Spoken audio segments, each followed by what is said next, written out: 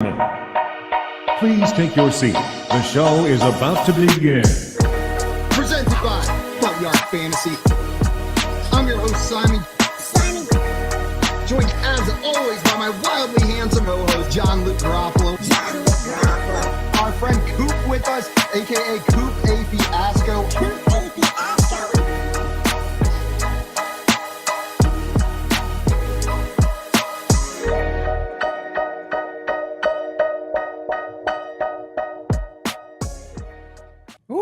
What's up, everybody? Good morning and welcome into the Front Yard Fantasy Morning Show here on Better Sports Network. Man, that new song got me hyped up this morning. If I wasn't awake before, I'm awake now. I'm your host, Simon, joined as always by my co-host, John Luke, and Coop, as you heard in that intro. What's up, guys? Coop.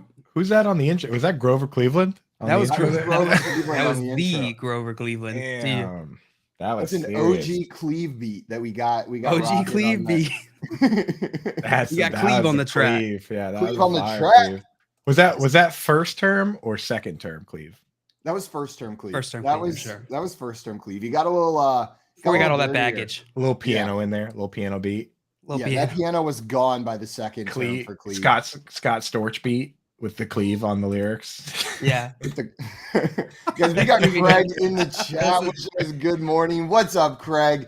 And I see Get in the Game today saying morning, dogs. What's up, Get in the Game? Good morning to you as well. And Joey in the chat, good morning, FYF. Good morning. Welcome Boys in, are guys. back in Then over on town. YouTube, I'm seeing J-Wall and Brad Bolt as well. We got the Australia crew representing in the chat over there. What's up, J-Wall? What's up, Brad? Welcome in. Brad, what time we got, dog? Yeah, give us a time check real quick. We need Australian time Time check. Quick Australian time check. Smash that fun button for the Australian time Smash check. that fun button. Yeah. And Joey said, I wish J-Wall would go to Australia sometimes. I don't. That's much too far away for J-Wall. No, we need J-Wall here. We need him closer than that. But we still need him kind of far away. It's just yeah. Like not like distance. not like right here, but like like where we can find him when we need him. A few hundred yards. Joey said, I think he'd enjoy his time. You're right. Joey meant vacation, and we took it as an insult. He wishes J-Wall would have an all-expense paid trip. An all-expensive trip to Hawaii. Everything's to Australia. Everything is expensive. Sounds nice. Brad said 8:30 p.m. How? Yet again, the half-hour time blown zone. away, Brad. Absolutely blown away. You blow my mind multiple times a week with that, Brad. I don't believe you. We're impressed by the same party trick every time. We're like, wow, unbelievable. Yeah. Brad, check your clocks. Marty, what's up? Good morning. Glad to have you in. Take a screenshot of your clock for us. Yeah, come on. Man, there was a lot of stuff that went down in the NFL yesterday. We are approaching the NFL season, so all this news matters a little bit more. And there's been a quarterback battle going on where we haven't had clarity on that. But now the Pittsburgh Steelers have named Mitch Trubisky the starting quarterback. He's listed as a starting QB on the depth chart, and he was voted as a captain for the Pittsburgh Steelers as well. Oh, Milky Trubilky. Oh, Milky Trubilky. So that's the craziest part is that, like, I honestly don't think they actually formally announced him as quarterback until he was voted captain. Like that was the first news that I saw on it. Like, oh yeah, he was a captain. And then they were like, oh, by the way, like he's going to start a quarterback. Like, how funny would it have been if all the players and stuff were like, yeah, we want this guy to be the captain. And the coach was like, okay, well, I got news Captain's on the y'all. bench. Sure. So He's a moral captain. Does this give you guys any more comfort in, say, drafting a Mitch Trubisky? Sure. Yeah, we know he's going to be the starter starter week one. In super flex leagues and deeper leagues, I'm fine drafting Mitchell Trubisky and just seeing what happens. Right. Like Mitch Trubisky now, there's no excuses, right? Like he had the Matt Nagy excuse, all that. Like now he goes to a team that has an amazing coach that's never had a losing season. He's got every weapon you could imagine. First round running back, Deontay Johnson, Chase Claypool, George Pickens. Everyone's raving about him. Pat Freiermuth, like every weapon possible. So like if Mitch Trubisky doesn't do it this time around, something tells me Mitch Trubisky's not going to get too many more chances. Yeah, that's it. That's about it. Yeah. Honestly, and for me, the biggest takeaway from this is I'm a little bit more comfortable with the receiving options in Pittsburgh, knowing that Mitch Trubisky is going to be behind center. I'm not saying I'm a huge Mitch Trubisky truther, but Kenny Pickett's a rookie quarterback, and rookie quarterbacks usually aren't good for the receiving options on the team. Just historically, they're not good for their receiving options. So having Mitch Trubisky back there makes me more comfortable for some of these guys. Maybe especially a guy like Chase Claypool, who's not expected to be like the first target on this team, right? Like Deontay Johnson's going to get his regardless of who's behind center. But if Mitch Trubisky's starting, then I'm a little bit more comfy with taking a shot on Claypool, on George Pickens, on Pat Fryermuth, some of these guys. I think it hurts the Muth a little bit, to be honest. It hurts the Muth? Really? I think it hurts the Muth a little bit. So the first reason is Big Ben was amazing for Muth. Like his time to release 2.26 seconds was faster than anyone in the league, even Tom Brady, Tom Brady is like the master at getting away with intentional grounding within 1 second of the play starting, right? Like just taking it and he just doesn't like the play and just throws it right in the ground. And the rest are just like, well, that's Tom, like classic Tom. Old Tom. It's like the people that had intentional grounding in mind when they came up with the rule, like that's what Tom Brady does. Like he is intentionally grounding the ball, right? But yeah, so I mean that was good for Muth. And then rookie quarterbacks do lean into tight ends. There was a study that I've seen, now I forget who it was, but I'll retweet it if I can find it. That does show that like mathematically they do lean into the low A dot targets, which includes Pat Fryermuth running 5-yard routes. So I actually think that of the options, Big Ben, Kenny Pickett, and Trubisky's the worst one for Fryermuth. That makes sense. I see Brad Bolt in the chat saying, to prove it's the time, I sent a tweet out with a screenshot of my phone with the time showing. Brad's out here making deep fake screenshots now as well. Deep fake screenshots. Nice try. Deep fake is iPhone screenshot. Yeah. Oh my God, he's right though. Brad. It says 8:34. Brad, why do you have to shatter my reality at like 6 a.m. every morning? I just can't quite handle it. Truly wild. Just absolutely insane. If time zones weren't confusing enough. Wow. We had another report involving another quarterback that there had been questions about. The New York Jets quarterback Zach Wilson worked out, and it's possible he plays on Sunday. That's according to Coach Robert Saleh. What do you guys think about Zach Wilson going into this week? Are you trusting him in your starting lineup as your QB2 if he does get rolled out into this game? If I can avoid it, I'm going to avoid it. I want to see it. I'm sorry, I was mesmerized by how bad I look in the picture that Brad took of that screenshot. Can we revisit that too? He must have deep faked your face as well. I think he had to have, dude, because that can't possibly be the way that I look. That's not me. I think that all the time, Coop. I'll see a picture of me and I'll be like, man, that guy is so ugly. He's like looking off screen like, oh. Yeah, Brad, I 100% believe you now, so you can take that down. You can delete that. You can delete that. I wholeheartedly believe you. You can remove your evidence now. Thank you. That's enough. I got it. Thank you so much. Coop, are you interested in Zach Wilson at all? If he's going to be starting week 1, does this change your mind on drafting him, or is he still similarly tiered player? I mean, so I never really moved him in best ball because that's how best ball works. And in 2 QB leagues, you didn't really move him either, and you weren't really drafting him in 1 QB league. So this type of news for this caliber of player, it's not really moving the needles in any directions. Like I was already drafting injured Zach Wilson over Marcus Mariota anyway, so I didn't really move him a whole lot. Yeah. What about the weapons? Are you more comfortable with Zach Wilson behind center for the weapons on this team, or are you more comfortable with Joe Flacco back there? I honestly don't know if it's that huge of a difference. I know the players were saying some stuff about catchable balls, but then they backtracked it by saying that Zach Wilson throws harder than Flacco. So I don't know what that truly means. Is that like a motion of the ocean argument type of thing? I think, it was like he throws a softer pass or something. I really don't even know there. But I will say that, Zach Wilson's an intriguing real life player because, again, they did a good job building that team. I think the Jets had the best draft of any team, personally. Yeah. I mean, this entire offseason, I feel like up until draft season, all we could say was positive things about what the Jets had done. They did everything right this offseason, it seems like. But, man, our friend Tim Wright, who's on our other shows regularly, he kept saying the entire offseason, like, but guys, it's still the Jets. Like, and until I see otherwise, like, it's still the Jets. It's still the Jets. Do you think the Jets will be a better team this year? Like, are you expecting them to get close to a winning record, or what are your expectations for the Jets? Let's put it this way. There are 5 teams that pretty much every sports book has somewhere in the bottom 5. They don't have them all the same because I checked. It's the Texans, the Falcons, the Jets, the Seahawks, and the Bears. Of those 5 teams, I think the Jets have the highest upside.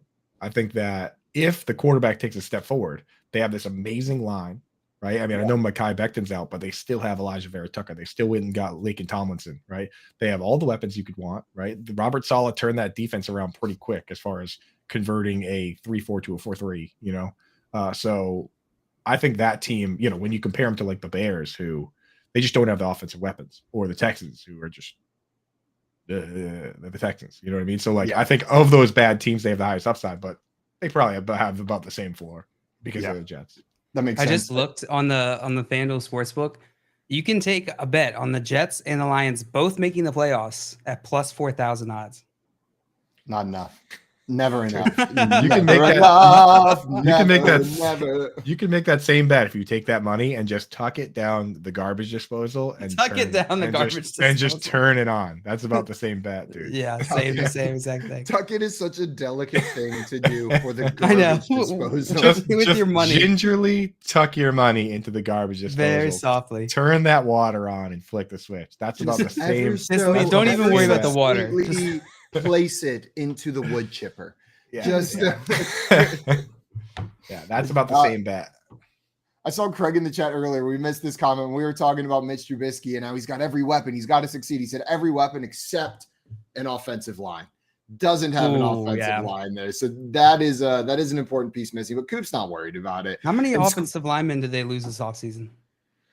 They didn't have any to begin with. They actually brought in a couple. That's the real problem, JF. They lost like Pouncey and all those guys the year before, and Villanueva they lost, and another guy got signed away by the Chargers. Like their line just was like, we're done. I think that's why Big Ben had the quick release. It was like, you know, you could have ran the same offense just doing shotgun snaps into a jugs machine. Like you're talking about the Steelers? Yeah. Okay. Yeah. We're still talking Jets. Now Craig backtracked on this one. Gotcha. And then I backtracked. Shotgun snap into the jugs machine and it just shoots right out like zoom. You know what I mean? And but they did go out and they got a guy from the Bears who's okay. Like the guys they brought in are just okay, and it actually made their line better. That's how bad it was last year. Yeah. Mark, I see you over there. He says, good morning. 2 more sleeps until football season, baby. Let's go. Man, I'm so excited. And then Squirrel Bob saying, old Flaccid, greatest, worst QB ever. Joe come on. Flaccid's the best you could come up with? That's what he's got for him. I like it, Squirrel Bob. Elite playoff dragon, Joe Flacco. Elite playoff dragon. That's Joe Flacid. When he comes to New England, he's just basically just like the Grim Reaper.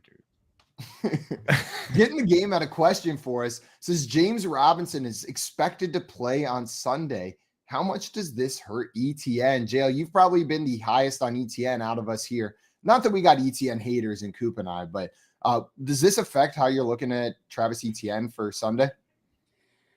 It doesn't affect how I'm looking at him too much for Sunday. Just in general, James Robinson being available, they might start to work him in. But I'm not expecting him to be a featured part of this offense, especially early on in the season. And even if he's healthy, I still expect ETN to be the guy there. Now that I know JL likes ETN, my take is that James Robinson is going to start and he's going to be a star. That is fair. This doesn't affect how I'm drafting Travis Etienne at all. I'm still like drafting him where he's going in drafts, and I'm willing to start him week 1. No concerns at all. I expect him to be the feature back in this offense. Now, what this does do, though, is if you've got a draft coming up still, a late round pick, maybe you need your 4th running back on your roster, you're looking for a guy with some upside, I'm a lot more comfortable taking James Robinson. Know he's going to be on the field week 1 because there is a world. We still haven't seen Travis Etienne. I think he's the better back. I'm projecting him to be the better back. I'm drafting him at cost, but there's a world where James Robinson ends up being the primary ball carrier in this offense. We've seen him be highly successful, so he's worth a late round draft pick now. So this just maybe moves him up a couple spots for me, and I'm willing to take that flyer on him depending on where he's going in drafts if he falls a little bit. That's how I was treating it. I was drafting ETN in full PPR, like confidently, and then half PPR, maybe not so excited. So it really just moves up James Robinson for me and doesn't really move Etienne around. That's my real take. But Absolutely. I'm curious where these guys are going right now. Let's see. James Robinson is going as the 46th running back off the board in a 12-man league towards the back half of the 11th round. Cooper, you cool with taking him there, back half of the 11th round, or is that too early? Yeah. It's funny when you go through the rankings, it's like you can legitimately like see the mentality of like the hive mind of drafters, right? It's like, here are the studs. And then when they go, it's like, here are the guys that split carries. And then it's like Aaron Jones and that entire crew, right? And then after that, it's just like, well, these guys, let me just get this wild card. And then Breece Hall and Travis Etienne go, right? Like you can see the wheels turning of drafters everywhere in these drafts. So I don't mind taking the wild cards where they go because that's what they're for, you know? Yeah, absolutely. JL, are you comfortable with Etienne where he's going right now? He's being drafted in the middle of the 3rd round, like right there in the middle of the 3rd round. Some of the backs going around him are Nick Chubb right ahead of him, James Conner, Ezekiel Elliott right after him. Yeah, I mean, that might be a tiny bit high for him. I'm taking Zeke before Etienne. I'm taking, who's the other name you named? Said Nick Chubb, James Conner, and Ezekiel Elliott are the I'm names taking right all around those them. guys over Etienne in redraft formats this year. But too. just, I think they're all right in front of him. So I don't think it's far off, but I'm more comfortable with him closer to the 4th round. Connor and Elliott over the last 2 weeks, according to NFFC, are right behind him, actually. RB16 and RB17. Nick Chubb, Leonard Fournette being the 2 backs right before him. I think I'm with you, JL. I'm taking most of those guys. I'll probably take Travis Etienne over Nick Chubb, but that's the only player that I mentioned that I think I'm taking Travis Etienne over. But it's a fair range. It's a fair range for a running back with the skill set that Etienne has, I think. It never quite does feel good to draft Nick Chubb. No, It never does. He's Him so and good, DK Metcalf are the players this year where it's like, I know you're an incredible player. it doesn't feel good to draft you, man.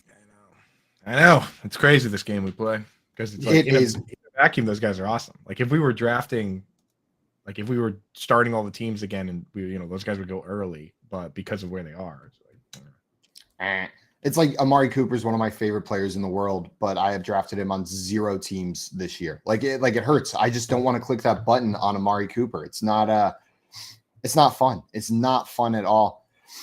Speaking of Amari Cooper and the Browns, Kevin Stefanski, the Browns coach, spoke out on Baker Mayfield, all the questions about him having knowledge of the offense. And he said, having knowledge is overrated. Jail, as someone with a complete lack of knowledge, do you agree with Kevin Stefanski? Is it overrated?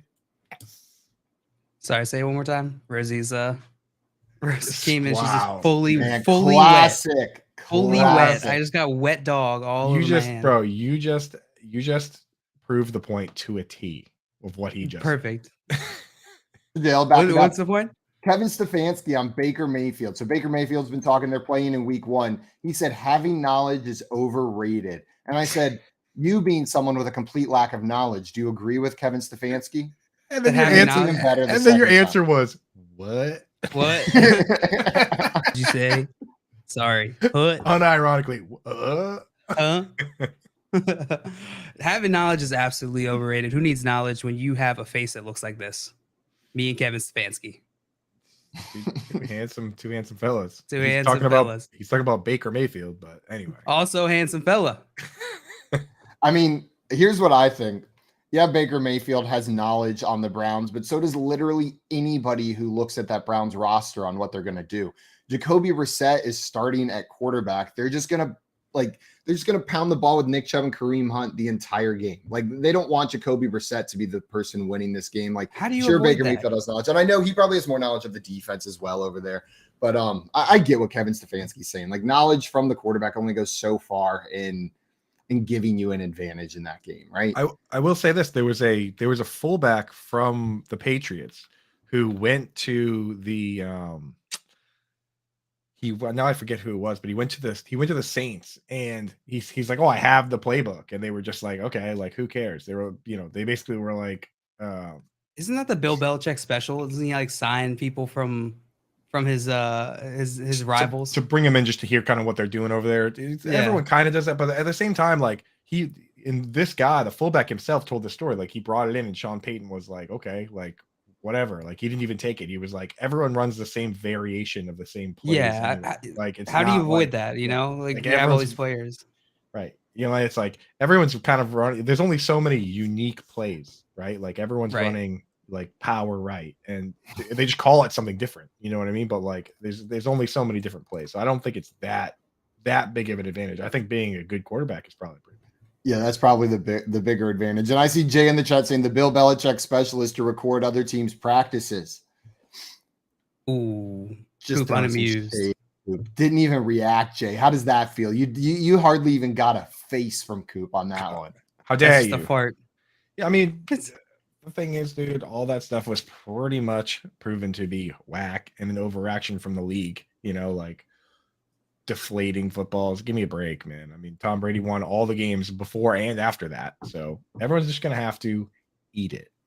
Eat it. Everybody's just gonna have to eat it. Coop's official stance is eat it. Everyone watching, thank you for tuning in this morning. We want you guys to interact with us throughout the show today. Call in, give us your takes, play some games with us. All you have to do is make sure you download the free Better Sports Network app, register, and then click the join the show button. And then in there's going to be a call in button. Call in and come hang out with us as we're talking football this morning.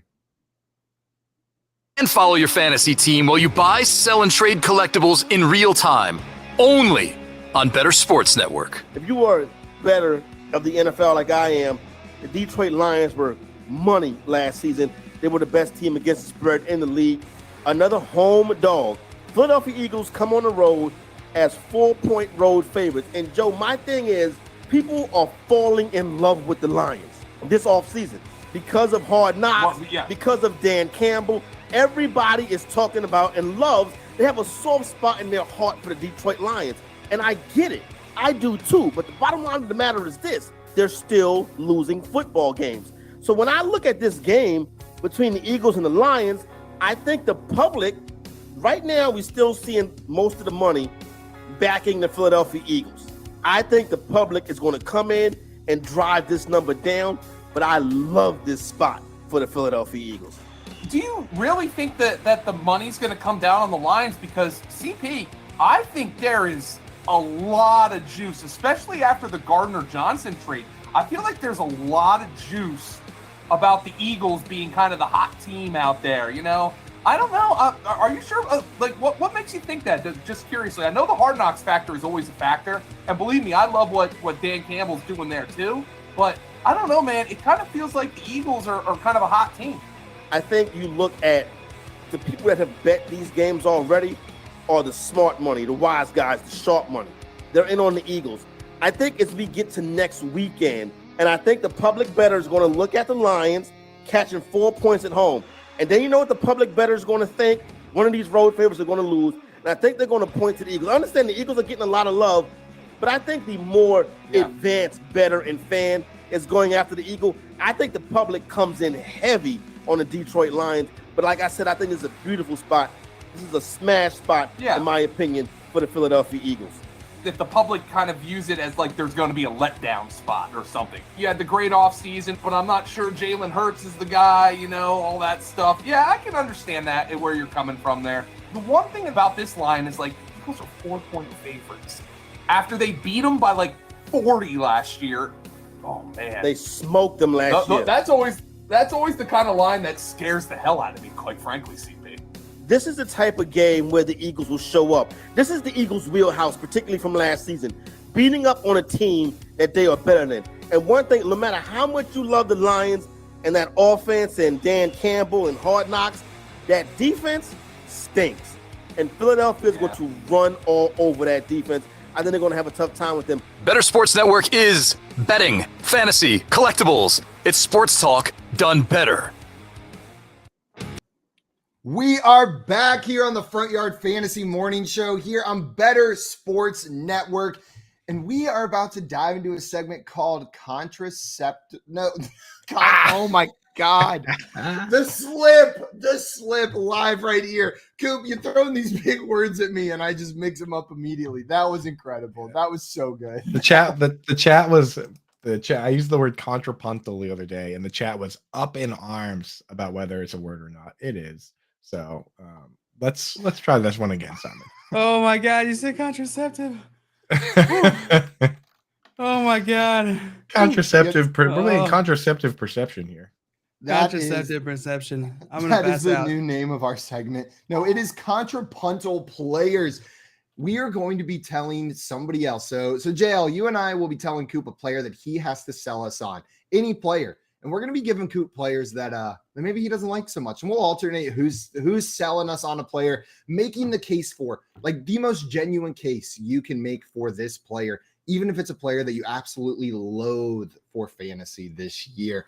Coop, I wanted to throw you up on the block first, put you on the spot. This is a player that you have disparaged on this show. You have just disparaged them over and over and over again as someone that you're just not interested in drafting at all this year. Can you sell me on the contrapuntal player, Amon-Ra St. Brown? Ooh. Okay. All right. Well, after I anti Amon-Ra. whoever goes gets to pick the next person, right? Yeah, that works. Shoot. All right. So there are obviously some pros for Amon-Ra St. Brown. So the things that I've kind of knocked him on were, very clearly, clearly pros. He's a day 3 pick, and the Lions. I've knocked him for being a day 3 pick and not being fast or good or anything like that. And the Lions had like a 3rd round pick and a comp pick in the 3rd and didn't take him there. But I will say this. He can't, I mean, it's hard to argue with his production last year. And we do say that targets are earned, and he was getting 10 to 12 targets a game, right? So when you take what he did last year and everything that's being said about him from the team, you can't ignore the team saying that he's the guy, the coach coming out saying that we love this guy, the quarterback saying he's the guy I look for on 3rd down, which real life football is all about 3rd downs. It's like in fantasy football, like we're all, it's all targets and this and that. Real life football is really just getting 1st downs until you're close enough to score, So if he's the guy in those situations, then he has the upside to get those targets. And the other thing that can't really be ignored is that his catch rate was insane. When you talk about him catching 202 balls every practice, there was no player in the entire league that got as many targets without dropping a pass last year than Amon-Ra St. Brown. I see that tweet all the time, and I'm just like, can't argue with that one, So, whereas a guy that I like, Evan Engram, has a bit of the opposite problem. So, for me, I think Amon-Ra St. Brown has that ability to be a reliable PPR player. I personally just don't love the ceiling, but we're not supposed to disparage these guys. So Amon-Ra St. Brown. I was about to say you couldn't help it. You just had to slip in the little bit of disparagement. But I did pretty good. I loved Amon-Ra St. Brown so much. I feel like I did pretty good there. We need to clip that and just put it out everywhere. Coop making the case for Amon-Ra St. Brown. Yes. Do it. He said do it. All right, Coop, before you pick your next player, on DraftKings, they've got Amon-Ra St. Brown's touchdown line for the season set at 5.5 TDs. Are you taking the over or under on Amon-Ra St. Brown at 5.5 touchdowns on the season? Under, dude. This guy is expensive, Jacoby Myers. Sorry. How many touchdowns did he have last year, Amon-Ra St. Brown? He had 5 touchdowns last year, so that would be expecting an uptick in his touchdowns. Well, he also had a rushing touchdown, but that's receiving touchdown line. Yeah. I mean, like, you go back and look at those game scripts. There were a lot of strange game scripts there, and a lot of times where teams were just like looking at the Lions and being like, will you just go? Are you dead yet? Like when they played the 49ers, and the 49ers were up by like 30 in the 4th quarter, and then the Lions made a little noise. Or like the Seahawks game where the Seahawks put up 50 points, right? And they're just like, do whatever you want. You know what I mean? Like, go ahead. Dump it down to these guys a million times. Who cares? Like those. Jared Goff, you can have some fun, Jared. It's okay. Right. So yeah, I don't foresee that. Put your hair down, Jared. You never know. Yeah, I wish this was a player that I could then jump in and like agree with you enthusiastically on all the points you made for why you love them this year. But I tend to agree with what your real opinion is. I'm a little bit out on Amon-Ra St. Brown at where he's being drafted this year. He was the only show in town, and yeah, he showed us that he can do it when he is the only show in town. But there's just a lot going on in that offense. There's a lot of other players that I'm interested in, and not everyone can eat, especially with Jared Goff at quarterback on a not good team. I will say this about Amon-Ra St. Everybody Brown. eats. and similar players. Sure. That if you have a league that's like a 12 or 14 man league with 3 wide receiver spots or multiple flexes, like some of my leagues are crazy where it's like 3 wide receiver spots and like 2 or 3 flexes. A guy like Amon-Ra St. Brown is going to be in your lineup every week, and you're going to feel okay about it because he's going to get a couple manufactured targets, and the targets that he gets are easily catchable ones. You know what I mean? Those little A-dot ones. On the flip side, though, if you have a league with like 2 wide receiver spots and 1 flex, you're just going to be looking at that player and being like, I need higher upside at this spot. Yeah. I was in an auction draft last night helping my girlfriend with one of her work leagues, and people were A work league auction draft? Yeah, just absurd, first of all, right? That sounds like a Like nightmare. it is Why? 8 of the 10 teams in there are non-football fans. Like they're people that like aren't big in football, and they set up an auction draft. I get a text from my girlfriend. I'm recording a show, and she texts me at 7:59 p.m. My draft's in 1 minute, and I have no idea what's going on. And I go out there and I'm like how, like, you've done this before, you know how to draft. And I get in there and it's an auction draft. And I'm like, this is absurd, like truly absurd for a home league, for a work league to have an auction draft. But what I was saying is Amon-Ra St. Brown went for like $31 out of a $200 budget in that league. And that's just absurd for me. I'm not going to spend that. This person clearly overpaid. They believe in him. I think there was some FOMO of not having players as all the other teams had them. So they just kept bidding them up. But man, $31 of 200 was just too rich for my blood for a player like Amon-Ra St. Brown. That's real expensive, Jacoby Myers. The people doing that are the people that had Amon-Ra St. Brown. There's a contingency of people that had Amon-Ra St. Brown and Hunter Renfrow last year that are just inflating their ADP. They didn't do research all offseason. They were like, this guy was good for me last year. Yet we're not seeing it with Cordero Patterson. Maybe we'll see his ADP rise a little bit in these last couple of days. Coop, you get to pick the next person that's gonna defend a contrapuntal player. Who's it going to be? Perfect. Why don't you, JL? Ah. Oh, I saw you there. Yeah, you were hiding. Coop. Hey, I got you, buddy. I got you. Why don't you go ahead and tell everybody why you love Kirk Cousins so much? you little munch. Oh, you little munch. It's actually this should be easy because, as I've mentioned before, I don't dislike Kirk Cousins from a fantasy perspective. I just dislike him as a person. All right. It's not big of a deal. I'm sure he appreciates that. Yeah, it's not that big of a deal. He's a fine fantasy asset. Listen, Kirk Cousins, he's going to be one of the most just steady quarterbacks that you can have in fantasy. He's not going to be exciting, but just this last year, he was a QB1 56% of the time, quietly. Kirk doesn't make much noise. He's like a little mouse in the corner. This year, they're moving to a more pass-happy offense. You got Justin Jefferson. You got Adam Thielen coming back from injury. I think Kirk Cousins is going to have a good year. I think he's going to solidly return his draft value, the cost that you paid to get Kirk Cousins, more so than probably some of these higher-end guys like Kyler Murray, Josh Allen, Justin Herbert. So I'm fine going Kirk Cousins, especially 1 QB leagues. Wait a little bit. Get your position player guys, and then target Kirk Cousins in like the late rounds, like the round 11 on. You're good to go. Was that so bad? It was the worst thing I've ever done in my life. I'm not exaggerating. I thought you did a good job. Thank you. Yeah, you did a good job selling me on Kirk Cousins. I think that's about where he lives in rankings, right? He's not super exciting, but like you mentioned, there could be some flash this year. Maybe this offense provides a little bit more excitement for Kirk Cousins. So maybe this is the year that he's not just that boring player, but there's a little bit more flash whenever you draft him to your team. Oh God, can you imagine flashy Kirk Cousins? Flashy Kirk Cousins. You like that? Oh, I hate that. I think one of Cousins or Derek Carr is going to have a big year. It's just like hard to say which, and the downside is the boringness that we've seen. But I think I'd rather have Derek Carr than Kirk Cousins. I will say that. Is it just the Raiders offense and the weapons that he has, or what makes you prefer Carr over Cousins? It's just everything combined, really. Obviously, Devontae Adams, Darren Waller, Hunter Renfrow are great. Hunter Renfrow, he made him a wide receiver 1.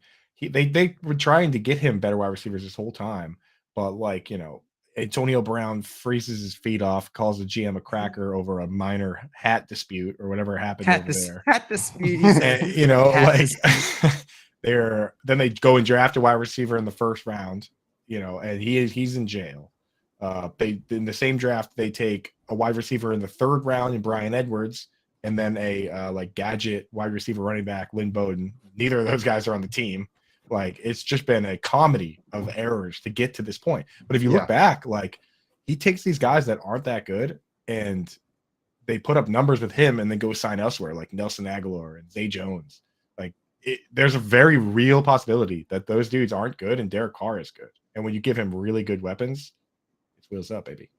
Who was the guy that stole all the targets from Amari Cooper whenever they were there and broke my heart every single time?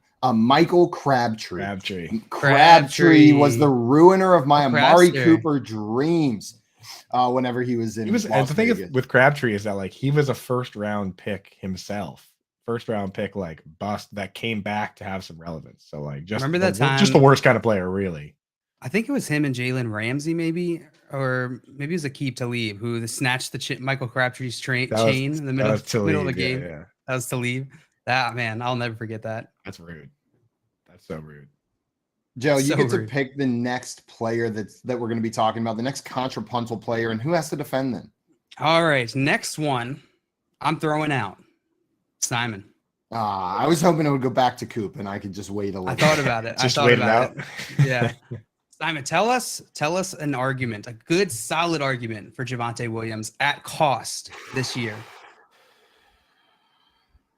I said at cost, just so you know. Yeah, yep, I heard that part. That's the part that got the loud sigh for me because that's the part you don't like. I see Jordan in the chat saying you can't. You can't. It's impossible.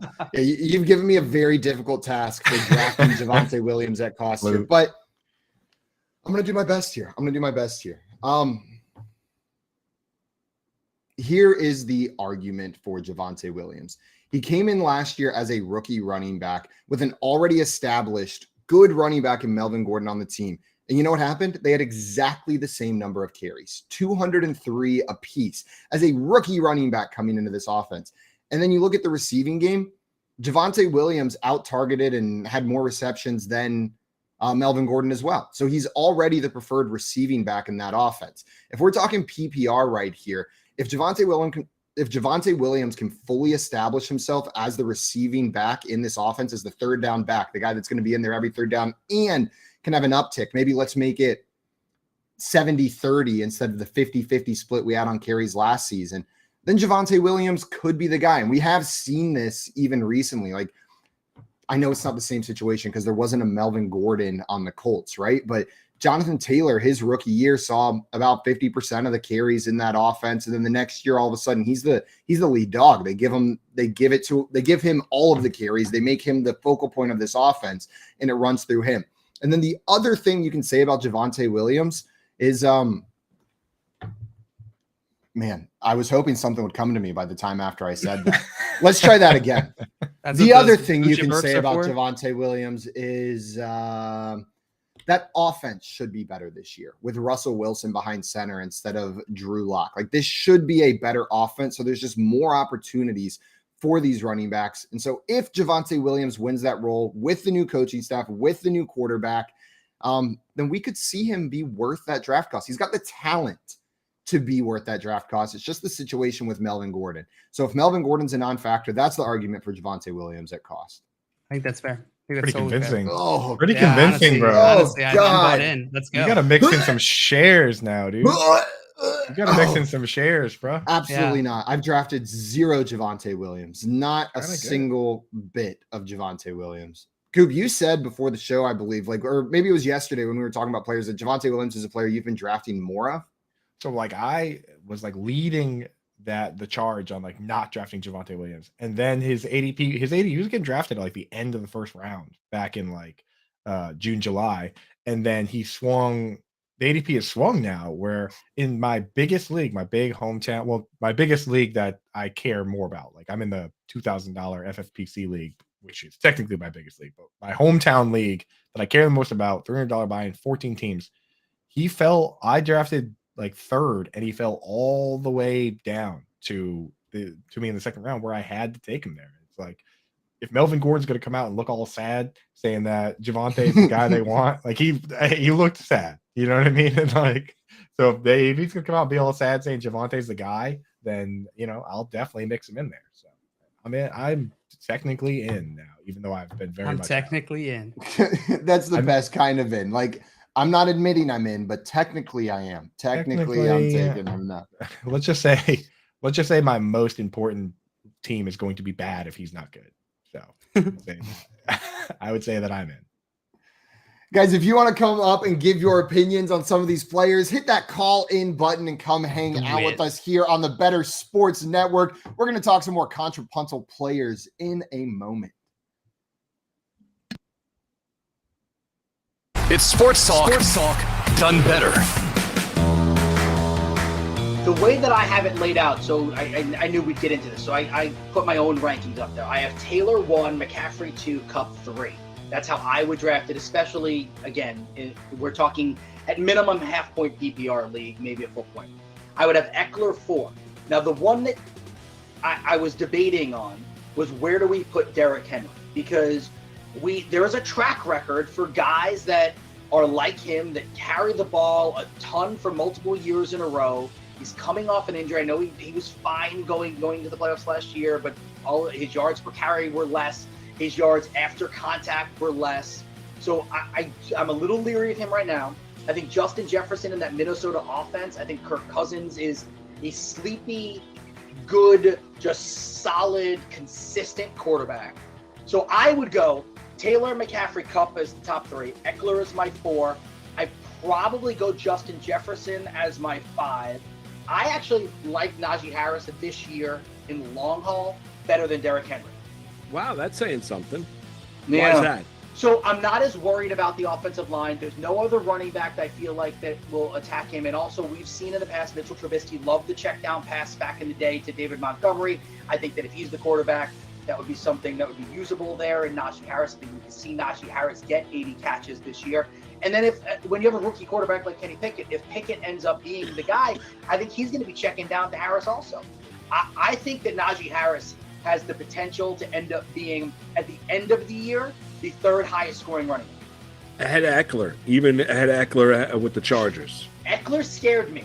And I was watching an interview with him, and I can't. Did you see his interview? I can't remember what it was on, where he said, I'm excited to have other running backs in the room because I understand I want a long career.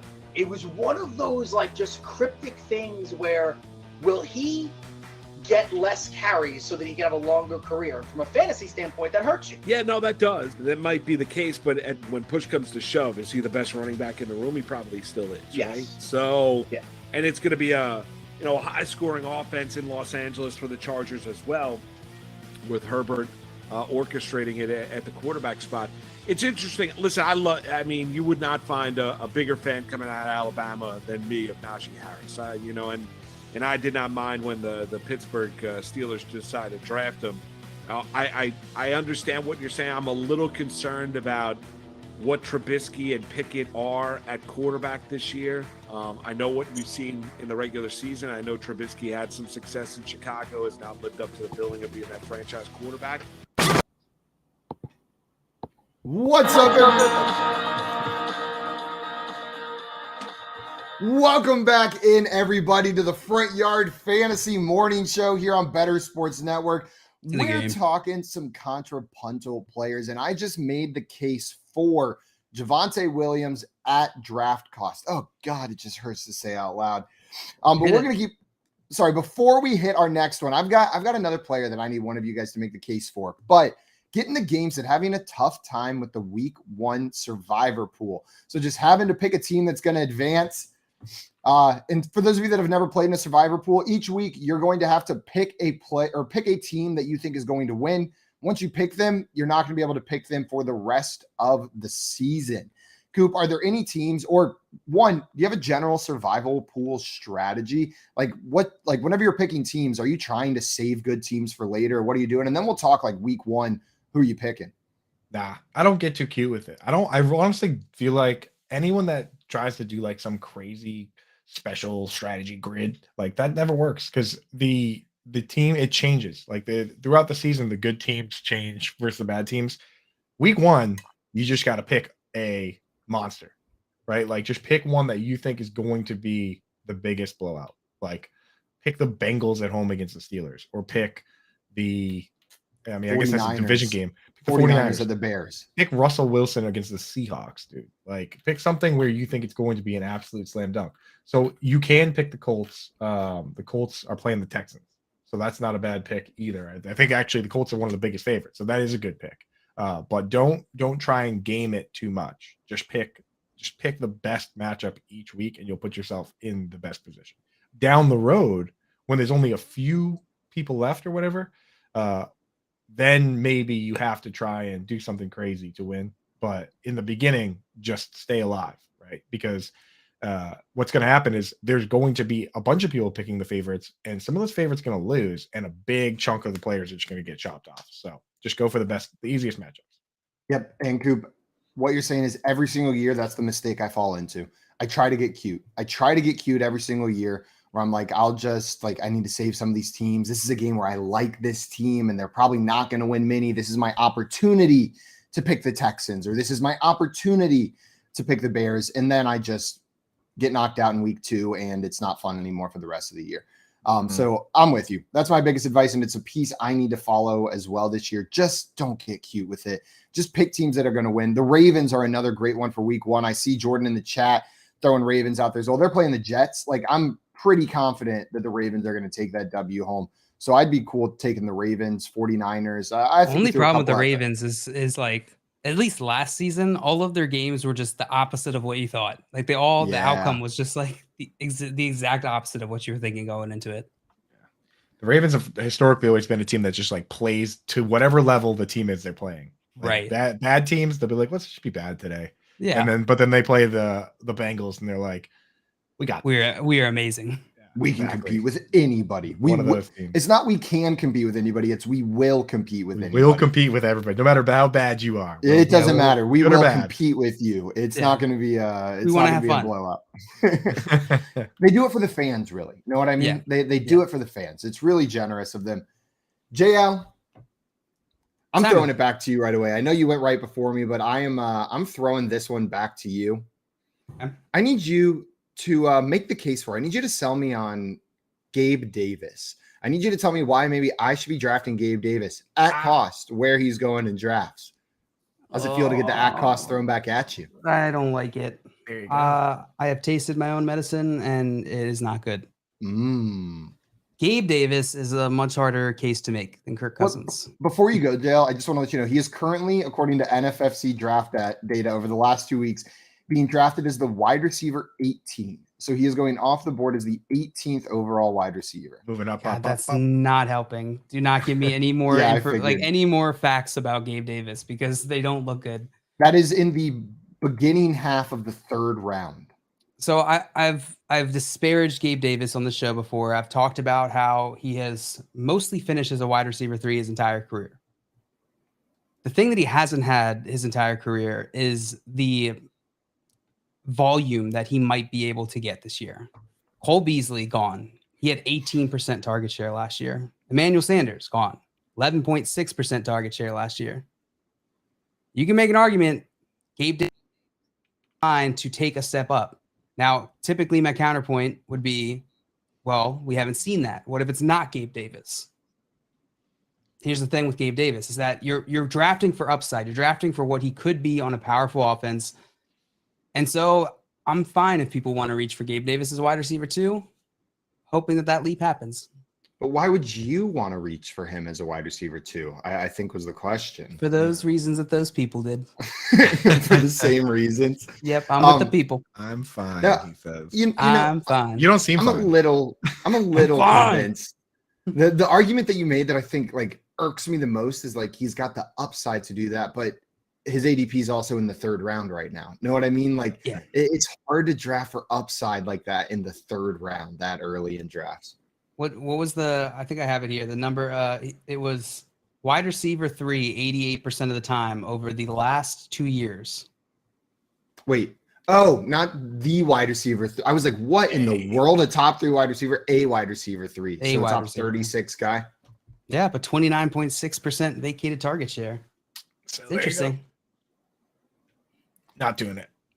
Not doing it. Me neither. Not doing it. You didn't sell me, JL. Psych. And Jordan in the chat saying, I'm worried he's simply not that good. It is up to it. It is a problem. I mean, like we said before, if they didn't make the playoffs, the last game he would have had was getting 14 targets versus the Jets and catching 3 of them for 36 yards. Right. You know, and like I said, he didn't catch a single pass in that Chiefs game until Tyrann Mathieu got hurt. If Tyrann Mathieu didn't get hurt, I would go as far as to say Gabe Davis doesn't score 4 touchdowns. Maybe he scores 2 touchdowns or 1 touchdown. But I sincerely don't, considering 2 of them directly came off of the backup for Tyrann Mathieu, and one of them came when the other safety inexplicably tackled the cornerback covering Gabe Davis. Go back and watch those highlights, and it's literally like people just rolling on the ground, and Gabe Davis is just like high stepping in the end zone.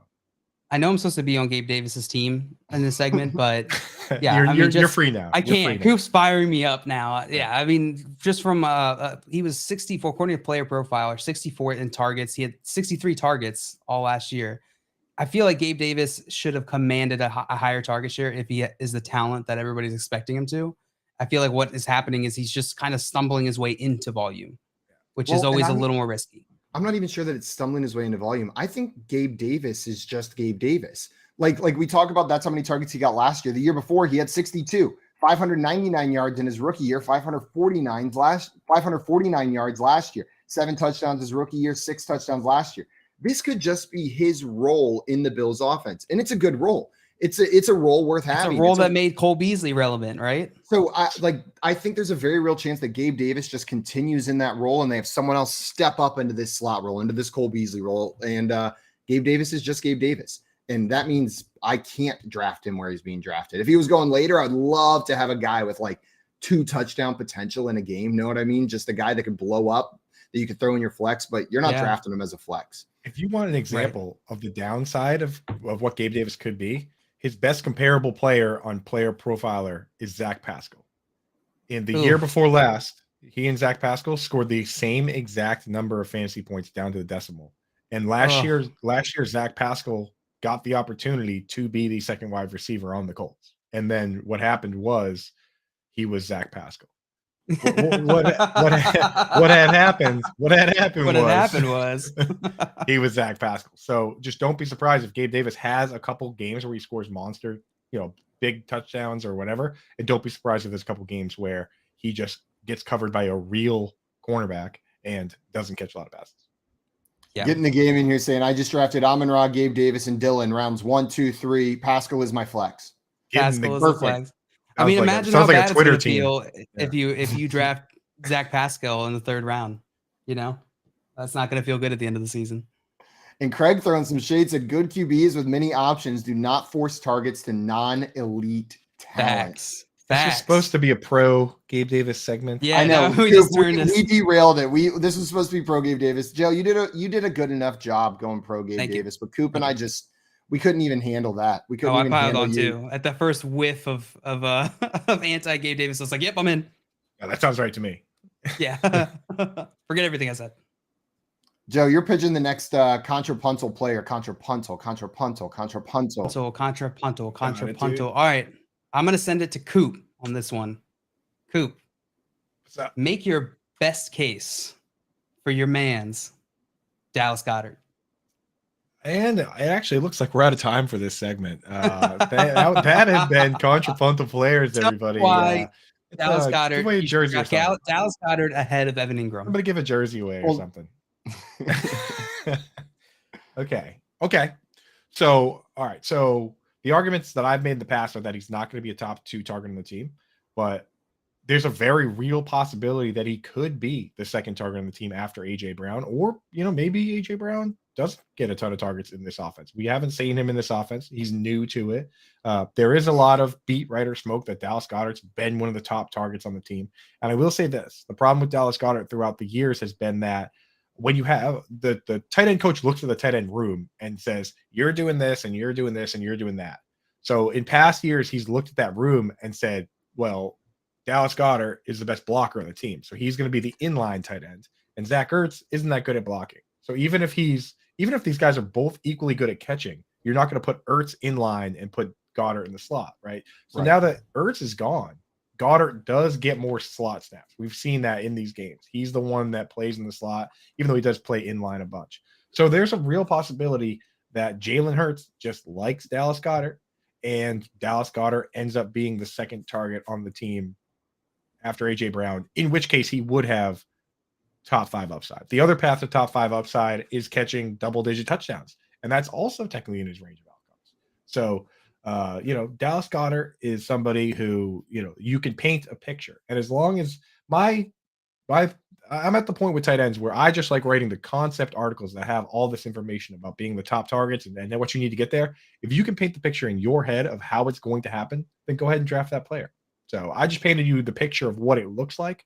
I just think that when I'm painting my own pictures in my own home league drafts, they don't quite look like Beautiful. that. They don't look Beautiful. like that. You know what I mean? They look more like Yeah. Devonta Smith and A.J. Brown. Or Da Vinci. Yeah, or Da Vinci, or Jalen Hurts rushing it all the time and not Yeah. throwing 50 touchdown passes. So there it Bria is. said she'd love to see your painting, Scoop. I'm super artistic. We're gonna need that on Twitter later. I'm artistic without the first R. It's all blitz related. Yeah, it's pretty. I do a lot of finger painting, mostly. There's crayons. The game said fingerprint or crown. What the heck is fingerprint? Fingerprint. That's not art. Yeah, mostly fingerprint art, just like dabs. You know what I mean? Yeah. So there's quite a bit of that. Fingerprinting himself all over the place. Yeah.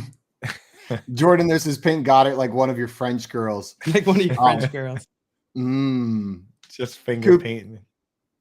I think you made the case well enough for Dallas Goedert there that I think you can get off the hook. I don't need any more pro Dallas Goedert arguments from you on that one. I did it in a way where you could see, like I did it as like a negative photo where you could see what the other photo looks like, the one that I see, where you know what I mean? But you can also see the other side. And that's why this exercise is so important, because we need to take the guys that we don't like and try and see why they could be good. And then, maybe go out and draft. Maybe after this, I'll go draft a best ball team and take the guys I like least at ADP all the way down the field. I like that. That's good critical thinking, because most fantasy managers, they're going to dig their heels in. They're going to find their beliefs and they're just going to stick with it, regardless of the cognitive biases. And it's your best team. Imagine I do that in Best Ball Mania 3 and I win $1 million, and then I have to explain to everybody, like, I just took all my takes and faded all my own takes. I would have to quit the industry probably. Or no, you would just have to embrace that. You would have to embrace that image of like, just do the opposite of what I say. Like every time, just fade my takes, and then you're good. Like that. There's like a fund out there that is the opposite of whatever Jim Cramer says for stock picks, and it's up like 500% over the last couple of years. Oh my god, that's so funny. It's on Twitter. It's called Inverse Cramer. That's hilarious. Inverse Cramer. You get to pick our next contrapuntal player. Who's going to be defending who? It's going to be you, Simon, because we've all done two. And now here's the thing. Because of the nature of contrapuntal here, I don't want you to pump up a player you don't like. I want to hear the argument against a player that you do like. I'm pulling the rug out on you, Simon, with this one. Yeah. And I want to hear why you think we should fade Darnell Mooney. Yes. Yes. Sucker. Moondog, bro. I'm so tempted to just say absolutely not. Like just no. I do. You have to. You're contractually There's people that aren't contraceptively obligated. Obligated. Obligated. You're contraceptively obligated. You're a contraceptive oligarch. You're a contraceptive. You have to be a contraceptive oligarch here and tell us exactly why no one should be taking Darnell Mooney as ADP. Well, it's very clear. Winning your fantasy leagues can really get to your head quickly. You know what I mean? It makes you the least favorite person in your friend group. Like in your friend group, you're going to be the least popular person after you win your fantasy league. After you drafted a potential top 12 wide receiver in the 5th round, you right? Idiot. I'll give a real argument. That just really hurts my feelings. Darnell Mooney is like my favorite, one of my favorite draft picks going into the season. This has to be reasons argument- why he's there in the 5th round. The argument comes down to this Bears offense and Justin Fields is really what it comes down to. What we saw last year was uninspiring. Darnell Mooney has a safe floor. He does. He's likely going to be in that 150 target range this year. He had over 140 last year. We're probably going to see similar range, 140 to 150, 155, like is all in the range of outcomes for him. Now, that being said, these targets were wildly inefficient, low value targets last season. What we saw from the Bears offense last year was not good, and they subtracted Allen Robinson from the mix. So now Allen Robinson isn't taking any of the coverage. Darnell Mooney is going to be seeing all of the one coverage in that team. He's gonna see the top coverage from the opposing defenses. God, I hate this. This just hurts my feelings so much. Sorry. You're making a lot of sense, though, dude. Yeah, you're making a whole lot of sense. I don't like Mooney now. And while I am expecting the new offensive coordinator and the new coaching staff there to build an offense around Justin Fields, that doesn't mean that he has to be good. Like, I'm expecting that to lead to a jump for Justin Fields. And in order for Darnell Mooney to be worth where he's being drafted, he probably needs a better passing game. That offense needs to look a little bit better. I expect the offense to look better because I don't think it could possibly be worse than what Matt Nagy put on the field last year. But what they did in the offseason isn't very inspiring. Getting rid of Allen Robinson, adding Byron Pringle and Velus Jones to fill that role over there. So the argument is that this Bears offense can't support a top 20 wide receiver and that it doesn't improve and that it actually gets worse even with the changes on the coaching staff. Darnell Mooney can't live up to what you're expecting from him if this Bears offense and Justin Fields aren't a little bit better. There you have it. Darnell Mooney stinks. Fade Mooney. Absolutely not. Absolutely not. We don't have time for the other side of the argument. We don't have time for the pro side of the argument. Sorry. God. Did I convince you guys? I didn't convince you guys, right? You're still drafting. You kind of did, though. I mean, damn, he was pretty inefficient. 140 targets. He was wide receiver like 23. Maybe that dude's just bad. I'm going to fight you. I'm going to fight every single one of you. Could be. This Could be Davis. This segment is like mean. It's cold. Me too. It hurts. It just absolutely hurts. I just told everybody on air that they should draft Javonte Williams at cost and fade Darnell Mooney. And that is just the complete opposite of what I've been doing all offseason. Every single one of my teams has two things in common. There isn't Javonte Williams on it, and there is Darnell Mooney on it, except for one where I got sniped. Coming up, we're going to be continuing our NFL team rankings. We went through the bottom 6 a little bit earlier this week, and by that, I mean yesterday on Monday. So we're going to do the next 6 or 7 of those. And then we've got Daryl Orlando Ledbetter, beat writer for the Atlanta Falcons at the Atlanta Journal-Constitution, joining us. We're going to be playing some poll perception a little bit later. And then a new segment we're calling BS. We're going to be calling BS on each other's hot takes if it's necessary. And then we've got Kostaki Economopoulos joining us a little bit later as well. Some more Falcons to talk some more Falcons and talk some more fantasy football as well. So make sure you guys stick around. We're here on Better Sports Network. Make sure you have the app downloaded so you can call in and chat with us as well throughout the show today. Darren Ravel's here, our very first guest ever. The Action Network. Darren, thanks so much for doing this, man. Of course, anytime I could be the first guest on anything, not to downgrade you, but yeah, no, this is great. Darren, if I can go back to this Mickey Mantle thing real quick, this $12.6 million, do you think that would have been like 20 if this happened like 6 months ago? This makes sense. I mean, you have such a beautiful card. The story about they couldn't get rid of these things because it was the high numbers. And the whole story on the mantle, like basically it was the high numbers. So it was the second set of cards that came out. Kids had already moved on. And then like by 53, they're like, wait, that's the old ones. That's 52. And they couldn't really sell any of them. So they dumped them off a barge. And, so you had a scarcer versions of the 52 cards. Listen, I think crypto had people spending a ton of money, obviously. And so I think there's probably a little bit of a downturn. But I think where you see most of the downturn is things that don't make sense. And, to me, I just think, yes, there's still things that I'm just absolutely shocked about. But even in memorabilia, even by looking at Heritage last night, man, I think I had $59,000 in bids that all lost. It seems pretty healthy out there in the collectibles market. Tell us about this Hugh Hefner Viagra pill container. You know what I'm saying? I've heard the stories about it. How did is it prescribed? Did you go to was it at CBS filled it? Like what? Like how did you come across that? That's a cool piece. Yeah, listen, people think it's funny, but it is what it is. I just saw it. There was a estate sale from his ex-wife Julian's auctions, and his pill bottle was up there, and it said it was worth $1,000, and I was like, I don't think it's worth $1,000. I mean, it's the greatest party trick of all time to show. It is his real pill bottle from the pharmacy. Hefner, U. Take 1 pill prior to sex, 2 if needed. It's great. No pills inside, but I did spend $8K on it. And the way people, I wish you would have told me you were going to tell. I would have brought it here with me.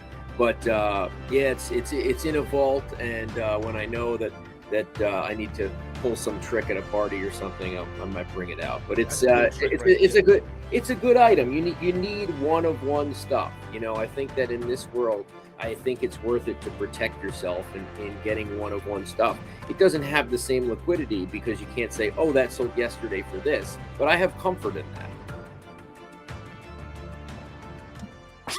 Make bets and follow your fantasy team while you buy, sell, and trade collectibles in real time. Only on Better Sports Network. We are back here on the Front Yard Fantasy Morning Show on Better Sports Network. Yesterday, man, I keep on thinking yesterday was so much longer ago than it was. I keep wanting to say last week. It's yesterday. Long days, guys. Yesterday.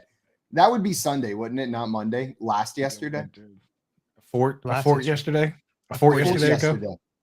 Yesterday, we ranked the bottom 6 teams in the NFL. We put the Houston Texans at 32, the Seattle Seahawks at 31, the Atlanta Falcons at 30, the New York Jets at 29, the Chicago Bears at 28, and the Detroit Lions at 27. So that's where we ended, with the Lions at 27. We got to figure out who the next worst team is. I think there's a couple teams up for contention in that range, probably. I'm looking at the New York Giants, the Jacksonville Jaguars, the Carolina Panthers. Coop, what do you think? Who would you put as the next worst team? Slot 26 on this list. So there's a couple teams that I feel have to be in this group, right? Like the Jaguars have to be in this group. They have to be somewhere in here. The Giants have to be somewhere in here. Because the floor for there's still a few teams in here that could be the worst team in the league, right? So those guys have to be in the mix.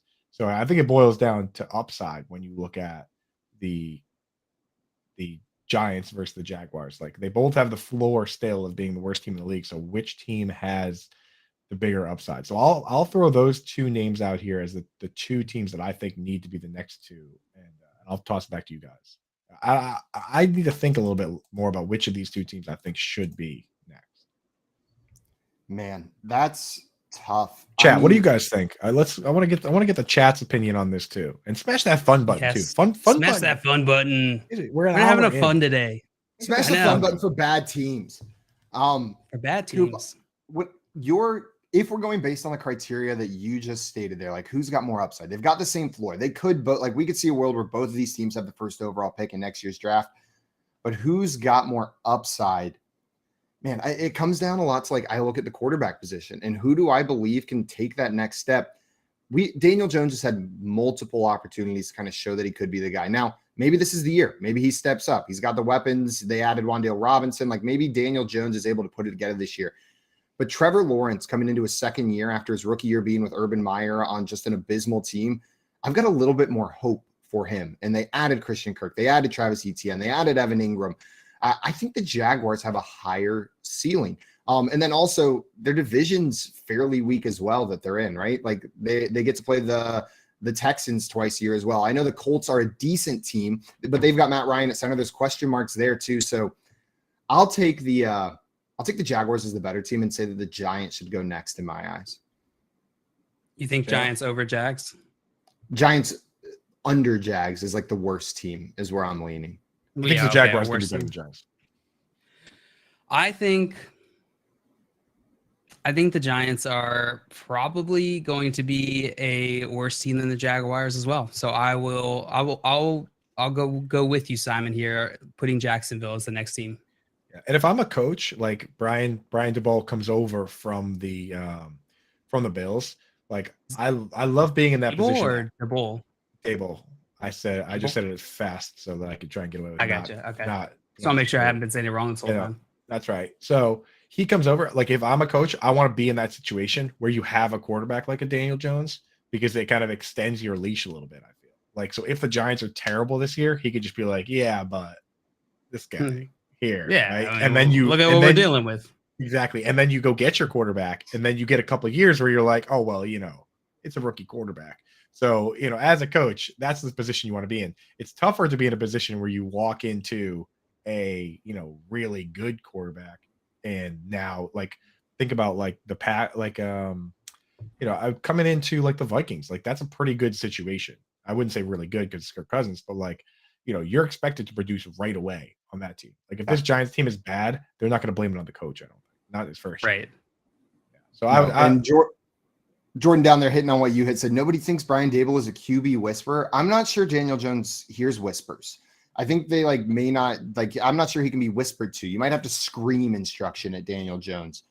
So unless he's the QB screamer, I don't like the way that sounds. I regret saying that out loud. He has more turnovers than touchdowns the last 2 years. Oh, that's hot. That's a hot stat. You know what? I'm feeling even better about putting the Giants there at the lack of his Giants touchdowns last year is disgusting.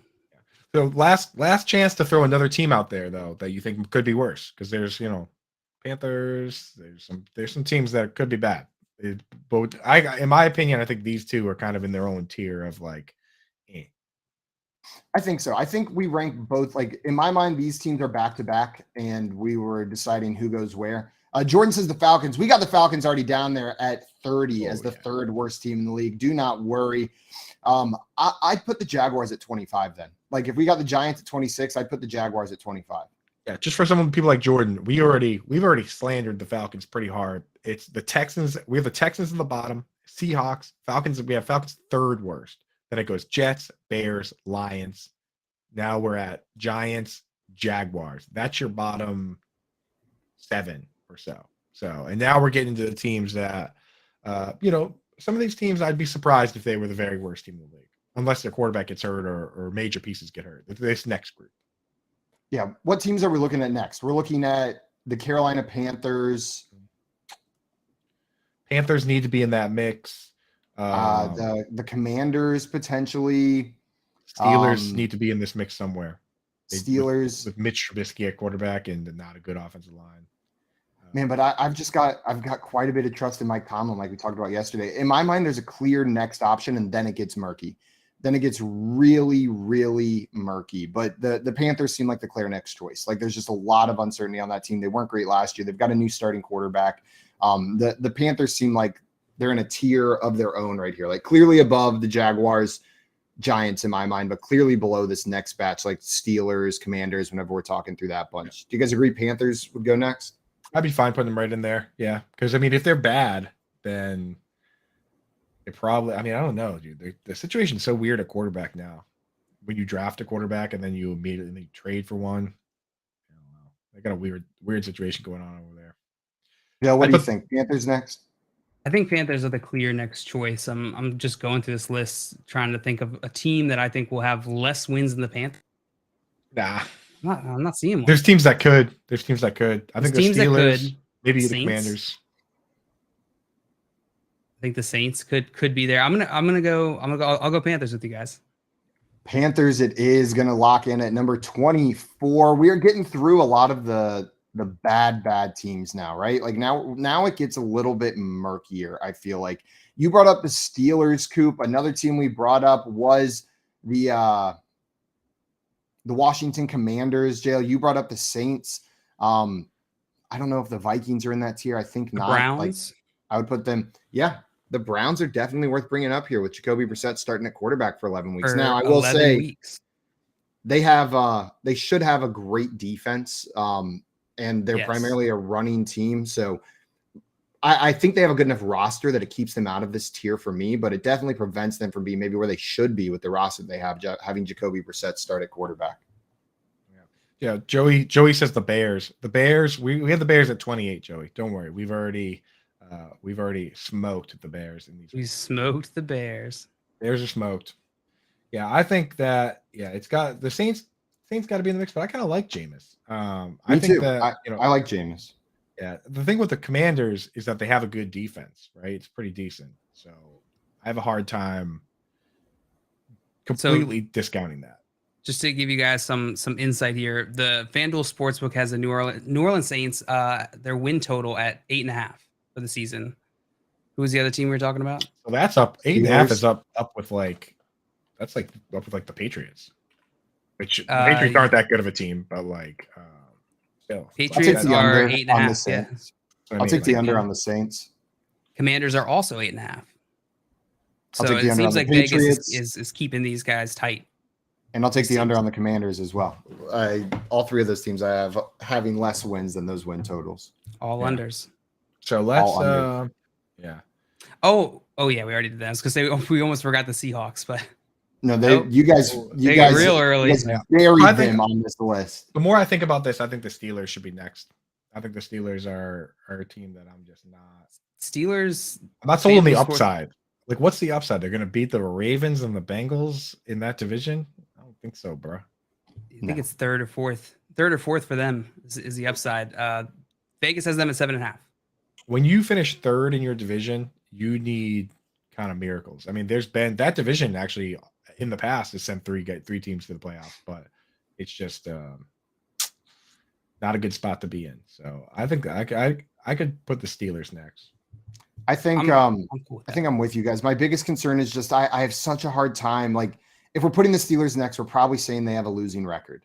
Unless we're just doing like the best teams and not necessarily how they're going to finish record wise. And I got a lot of trust in Mike Tomlin to not finish next season with a losing record. No matter what they've got on the field, they've got enough pieces that I think he can put together a winning record. But just on paper, which team's the next worst? I think you're right. I think it has to be the Steelers for me. Yeah. I could see Saints and Steelers. Saints and Steelers is a tough part for me. Loop in the chat with a good point. Commanders Defense with a big letdown. Chase Young also out for the first 4 games. Oh, that's interesting. That actually is interesting. All right, I could put Commanders next. We got Commanders, Saints, or Steelers. What are we going with here? Not like Saints the Saints. for me. I like the Saints better than those teams. So it's got to be Commanders or Steelers. And whichever one we don't put is probably the next one as well. We can double rank them right here. So who's lower? Honestly, you convinced me. Commanders next, and then Steelers after Commanders. Yep, I'm cool with that. Let's do it. Commanders, you are moving into that 23 spot, and then Steelers, you are moving into that 22 spot. We want the Saints next. Jal, you are pushing the Saints thing. I'm trying to see if there's any I'm other just teams. trying to see if there's I don't think there's Dolphins, another team. Cardinals, Browns, Patriots. They got a pretty good defense. You know, I think the Patriots now are in the mix. And when I look at the Dolphins, I think the Dolphins, as much as it pains me to say it, the Dolphins have a higher upside than the Patriots. The Patriots are a pretty boring team. Like, you sit here and say, like, I'll ask you guys, who's the Patriots' best player? Tough question. Damian Harris. Matt Judon. Matt Judon, in my opinion, as Any play. I thought you meant fantasy. That's what Jordan said as well. Matt Judon. Yeah. Well, Jordan's a big IDP guy, so he knows what's going on. But yeah, Matt Judon's probably their best player. And then it might be Mac Jones. You know what I mean? Because it's not. You can't pick Hunter Henry. You can't pick any of the wide receivers. It's not going to be a running back. It's got to be Mac Jones. You know, it could be. It could be Trent Brown. I mean, like. It's when you have a team like that, you can't be Devin McCourty at his age. So at his age, right? And Joe, in defense of your Saints take that maybe they should be next, their new head coach Dennis Allen had an 8-28 record while he was coaching the Raiders, so he doesn't have that success as a head coach previously. And we're used to seeing a Sean Payton led Saints team. Like, we don't know that this coaching staff is going to just put the same product out there that we're maybe used to seeing from the Saints. So great point. I could be talked into having the Saints next on this list, even though I do like them. I think there's upside with that offense. I could be talked into it, but I also I'd be cool with putting the Patriots next. I think you make some good points. Like, where's the upside? The only team I would argue the Patriots are better than is the Cleveland Browns, because they're not going to have their quarterback for 11 weeks. Yeah. For 12 The weeks. Browns go next. The quarterback's Jacoby Brissett. I think I would put Saints, Browns, Patriots is the way I would do it. Saints, And FanDuel Browns, Sportsbook Patriots. has Browns at 8.5 wins win total. I'll take the firm under on that one. The Patriots still have a good line. Mark Andrews, Trent Brown. They got Mike Onwenu, who was really good last year. Isaiah Wynn is not that good. They used a first-round pick on some dude from UC Chattanooga, so he's a first-round pick technically. So there you go. So who Okay, should we go with next? Let's lock those rankings in. I think we said, what was it? Saints, Browns, Patriots. So Saints are next. Saints are going to lock in at number 21. Browns are going to lock in at number 20, and Patriots will lock in at 19. So we now have our rankings through down to the 19th team from 32 to 19. We'll do a quick recap of these tomorrow. Maybe we can get a graphic. We can tweet something out or throw something out for you guys. So as we continue to go through these rankings throughout the week, you can follow along. Coming up next, Coming up next, guys, we have Daryl Orlando Ledbetter joining the show, and we're going to be giving away a free NFL signed jersey at some point during the show today. Ooh. All you got to do to make sure that you win it is download the Better Sports Network app, make sure you're registered, and then when we say go, hit that call-in button, come up here and see what jersey you want. It's that easy. We'll be back in a moment, guys. Follow your fantasy team while you buy, sell, and trade collectibles in real time. Only on Better Sports Network. Jimmy Garoppolo and the 49ers agreed to a restructured one-year contract that will keep him in San Francisco this season. The contract contains no trade and no tag clauses, assuring Garoppolo will remain in San Francisco this season with the freedom to leave next year. Well, apparently Lynch did not want him to go to Seattle. He didn't want to. Because they played in week 2, but I figured they'd cut him because they got to do something. But they restructured the contract. So affordable, but now he's in the shadows.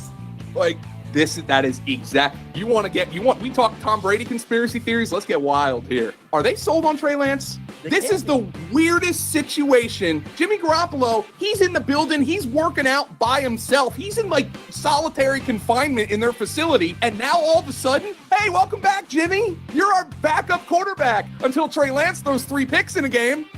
No, it's so crazy, right? Because you cannot tell me that they do not realize they made a mistake. And I know everybody in the chat is like, oh, here we go again. But they made a mistake. When they had the 3rd pick in the draft last year, they should have took Mac Jones. Mac Jones was clearly the guy. He'd have been phenomenal in this Shanahan offense. They took Trey Lance, and now you're like, we can't play this guy. Put it like this, Joe. Last year, one of the 49ers' issues was short yardage. They couldn't even get Lance on the field for a short yardage package. I don't think they really are that comfortable with him. And I know it's guys in that locker room that prefer Jimmy G over Trey Lance. I'm sure there is. And, I think Lance, though, might be one of those guys that you need to see him in game action. Okay. And then you're like, oh, okay. I see it now. And by the way, the right move for the 49ers is to give Trey Lance the gig and see what he does with it. But let's talk from a fantasy perspective. Now, I'm not sure this moves I have Lance in my top 10, by the way. I'm not sure this moves my rankings a whole lot because in a typical 1 quarterback league, and this is critical, 1 quarterback, I think you can take the hit on Lance, and if he stinks or gets bent, you can replace him. You can go get Ryan Tannehill off the waiver wire. You're going to go be able to get competent quarterback play. As a matter of fact, I did a salary cap auction draft last night, and I took both Lance and Fields because I'm like, I got 2 flips of the coin here, right? But there's a 75% chance that comes up heads at least once. That's the way I looked at it. But I got to tell you, man, this does make it less likely that Lance hits this year.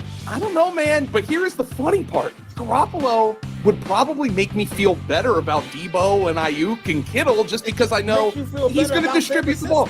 If it gets out of whack, you can put Jimmy G in, and no matter what you say about him, son wins football games. You know what I mean? Better Sports Network is betting, fantasy, collectibles. It's sports talk done better.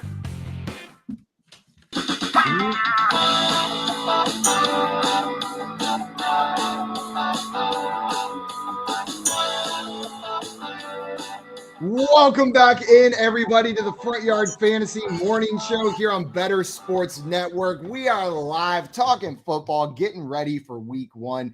God, I'm just so excited. I feel like every time I say it, I forget a little bit that NFL actually starts on Thursday.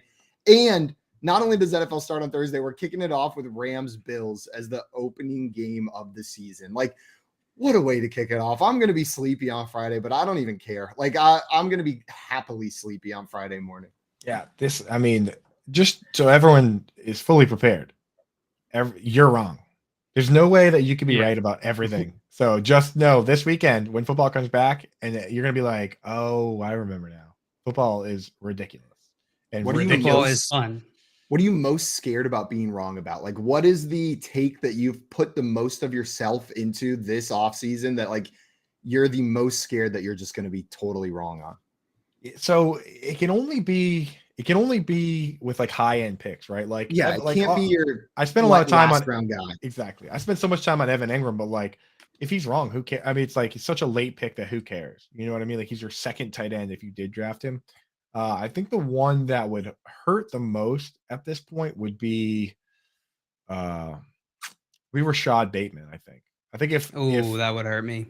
If it would double hurt, because I think that the way that it would hurt is Isaiah Likely, if like they were just to go full on two tight end action, where it's like, we've seen it in the past technically with Patriots and with Aaron Hernandez and Gronk, and we've seen it with Dallas Goedert and Ertz, where the top 2 targets on the team are tight ends. I mean, if this kid Likely is the truth, that could happen, and it would come at the expense of Rashad Bateman.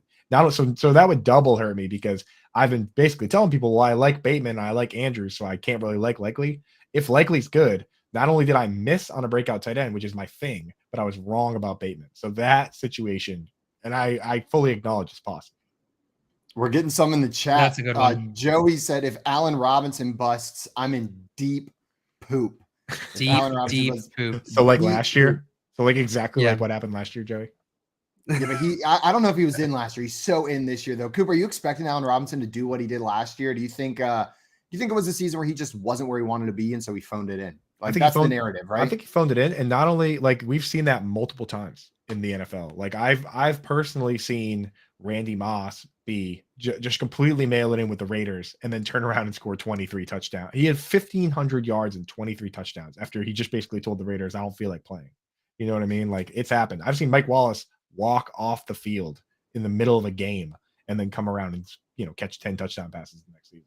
So we've definitely seen, we've seen Chris Carter was just like, all he cared about was partying, and then he got traded to the Vikings, he got traded to Minnesota where there are no parties, and all of a sudden he was amazing, right? So like, we've seen this multiple times now where guys are just like, they don't care, and then you change the situation and they're awesome. So Allen Robinson could just change situations and be awesome, but Vegas isn't super high on him, which has me a little skeptical.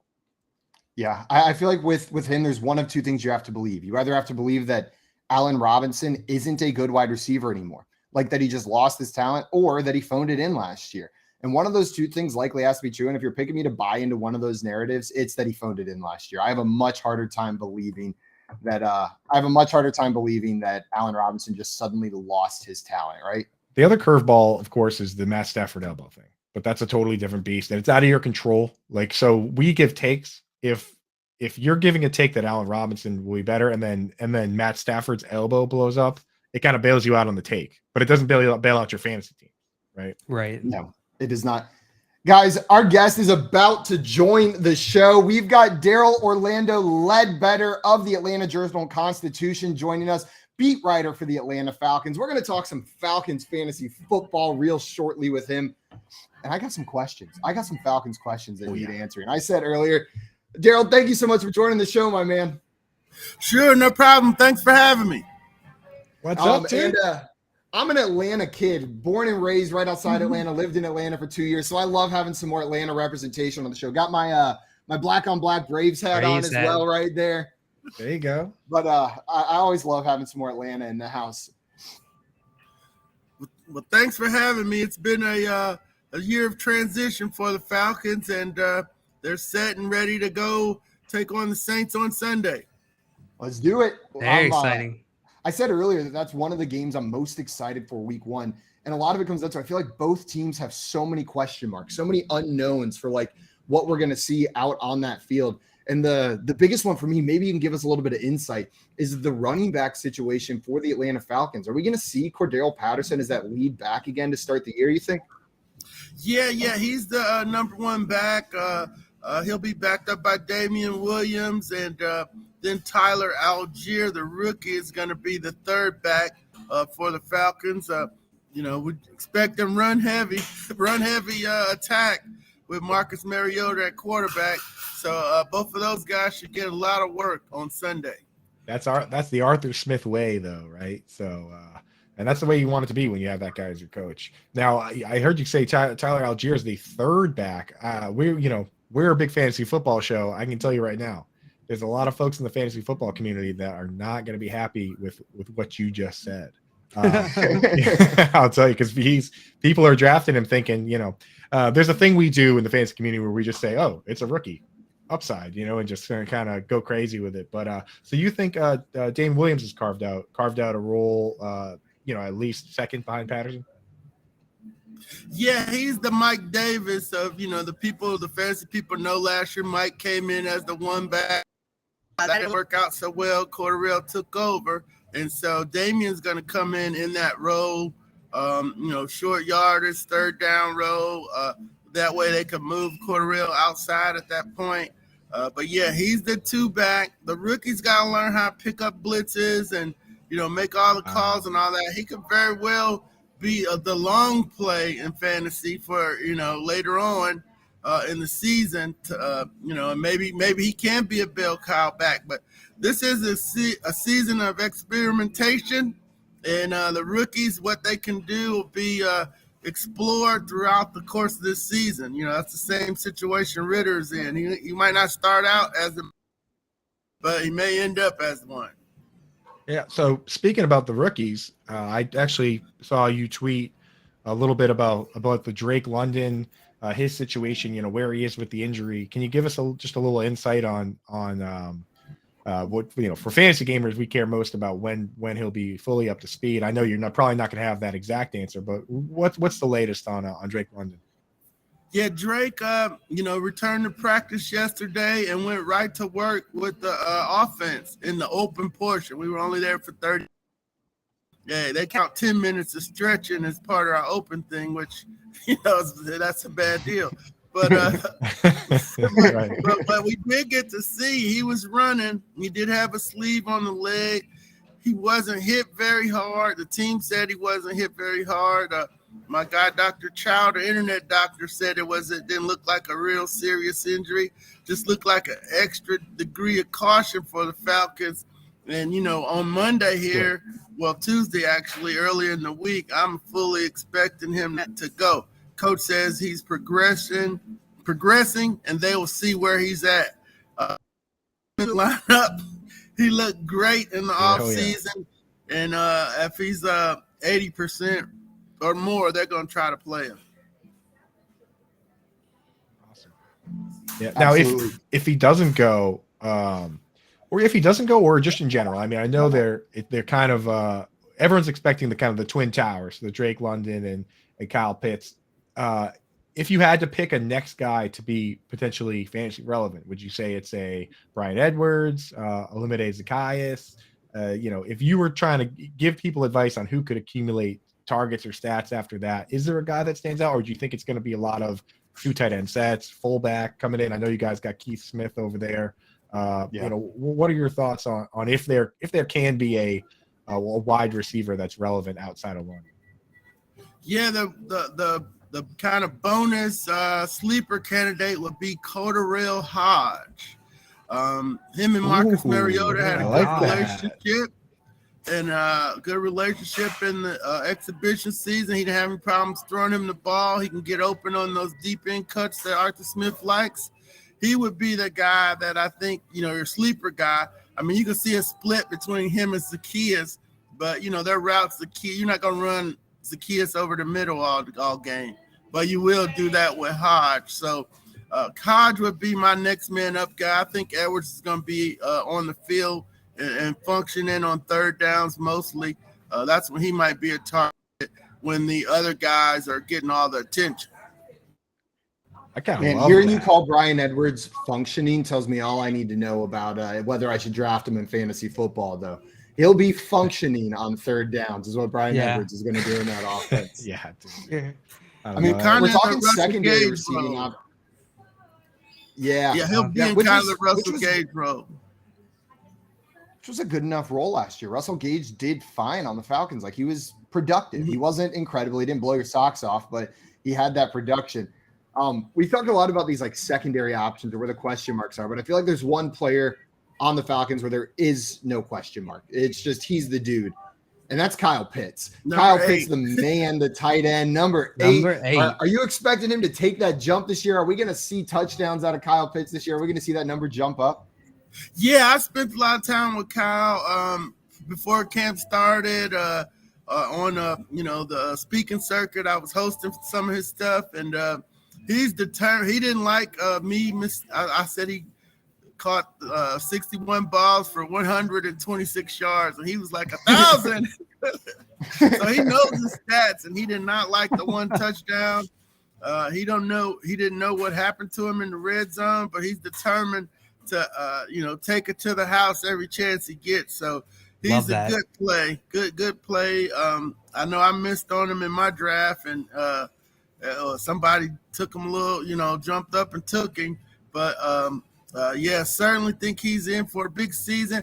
And Arthur Smith directed me to this stat. He said, "Hey, go look at Mariota and Delaney Walker."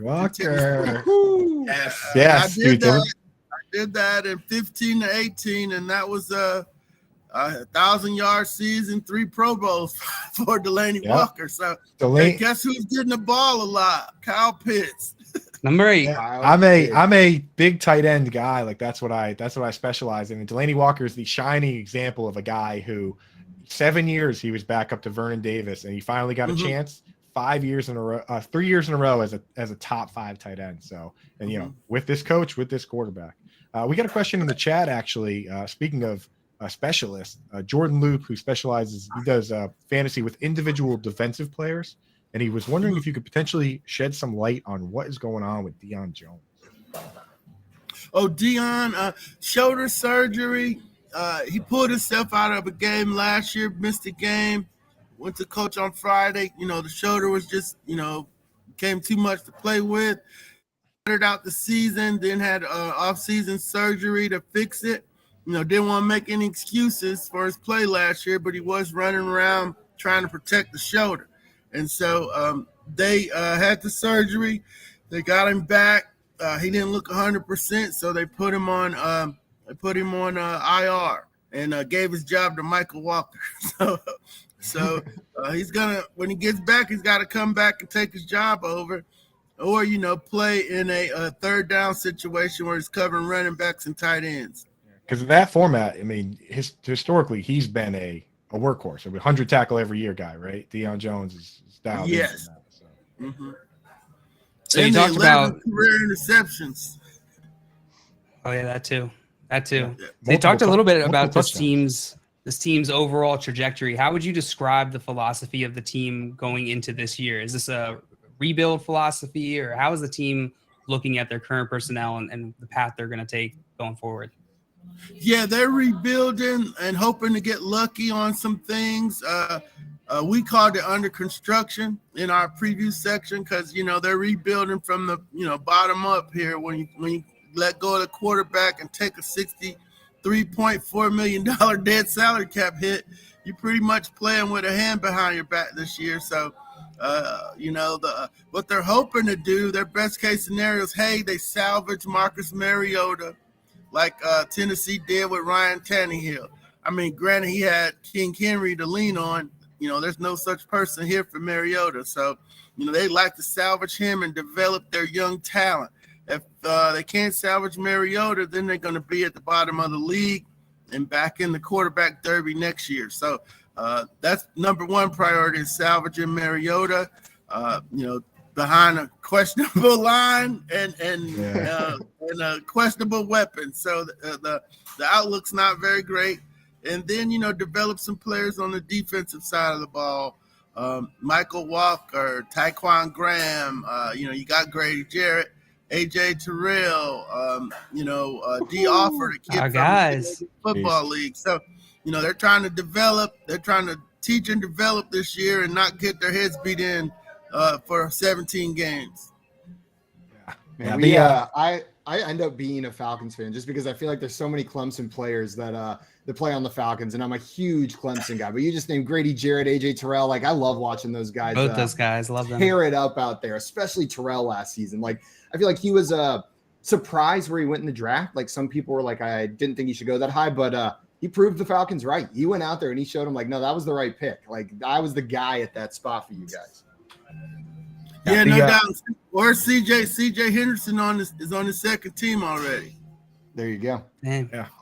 Yeah. I wanted to ask, so in hearing you talk there, and it makes a lot of sense. Eat the dead cap this year. Next, if you hit with Mariota next year, all that Amazon money hits, right, and they're right back in it. So it's interesting. Yeah, that money's coming. It's coming, baby. Amazon money. So, but in listening to you talk, it doesn't sound like, and I don't want to put any words in your mouth here, but it doesn't sound like you're overly confident about Desmond Ridder. I mean, do you think we see him at all this year, or is he in the mix? I mean, because you said right back in the quarterback carousel, Desmond Ridder. Can you give us a little something on him? Where you're at with him? Yeah, I like his deep ball. He clearly doesn't know what he's doing right now, where to go with it, and all that kind of stuff. That takes time. And just all I got to compare him to is, I've been here as Matt Ryan's rookie season, and that's unfair comparison, and then I have Vic in the, near the end of his days here. So that's also an unfair comparison. So then I go look at Dominique Davis, some of the other developmental quarterbacks they brought in here. He's ahead of those guys. He's got a good ball. He throws a nice ball. It's not always on point. We saw a lot of balls on the ground this offseason, so it's going to be beneficial for him to sit and watch, kind of like on the Mahomes schedule or the Trey Lance schedule. And, as much as you can get to see him this year, the better, but, don't just put him out there for, for the sake of putting them out there when you don't have a chance to win. But if this thing goes south quick and they're upside down, there might be a point where, hey, might as well play him. And, that didn't happen last year, but it could happen this year. As a neutral fan, because I'm a Patriots fan, and it's like, so I kind of root for that. I love seeing when they're like, let's give the kids a shot, and if he's a gunslinger, just throw him out there. It's like see what happens. Yeah. So especially with you mentioning like the QB lottery next year, like there's a lot of good quarterbacks in this draft class. It's probably beneficial to the Falcons to see what Ridder's got. Like if they're not going to be making the playoffs anyways, you can throw Ridder out there, see what you got, see if he's the guy, see if you do have that high draft pick. If you want to trade it, because those are going to be high value picks next year with quarterbacks coming out. Yeah, no question. And what you really don't want to do is what they did last year is amass 7 wins and then have a 146-point differential, which was the second highest in the NFC last year, which shows you you really should have been picking 1 or 2 and not 8 or 9. So yeah, right. That pesky Cordarrelle Patterson coming in, Yeah. He converted wide receiver kick returner comes in and just him and Matt Ryan pieced together. Lights the league on fire. Yeah. Had to get rid of Ryan, dude. The best thing about Matt Ryan, a quarterback at this stage, and why the Colts are so interested in him is that he can he's a floor guy. Like he's gonna win X number. He's gonna beat bad teams. So yeah, if you're gonna be a all or nothing team, you have to get him out of here. So I do like the move. Daryl, sorry, go ahead. Oh no, we didn't. We're like, why did they keep him for the first year? I guess the salary cap would have been. It's gonna be a bad hit anyway. But we're like, they should have sure did this last year. What took them so long? Sorry. No, you're good. Daryl, I wanted to ask you before we have to jump off here. I wanted to get your score prediction for the Falcons Week 1 matchup. Are they taking down the Saints Week 1, and what's that score going to be? Yeah, I think they do. I think they do. It's going to be much like the first game down there last year. Where they got, Koo's gonna come in and win it at the end, probably 31-28. Bam, 31-28, love 31-28 it. with a field goal from Koo to finish it, man. And he's a fan favorite, I feel like. People love Koo over there. Daryl Orlando Ledbetter, I want to thank you so much for coming on today, my man. We really appreciate you giving us some insight into what the Falcons are doing over there. Yeah, follow him on Twitter, guys, and smash that fun button. Let's go. Let's go for Daryl. Have a great rest of your day, man. Thank you so much for joining us. All right, thank you, guys. Take care. Cheers, man. Take care, bro. What a good Man, dude, that's man. awesome. Dude, I just love getting someone in there where the answer to the question is like, I was talking to Arthur Smith and this is what he told me. Or like you ask him about Kyle Pitts, he's like, yeah, well, I was talking to him earlier. This man, just that, that's my favorite answer. I just start cheesing as soon as that's what comes out.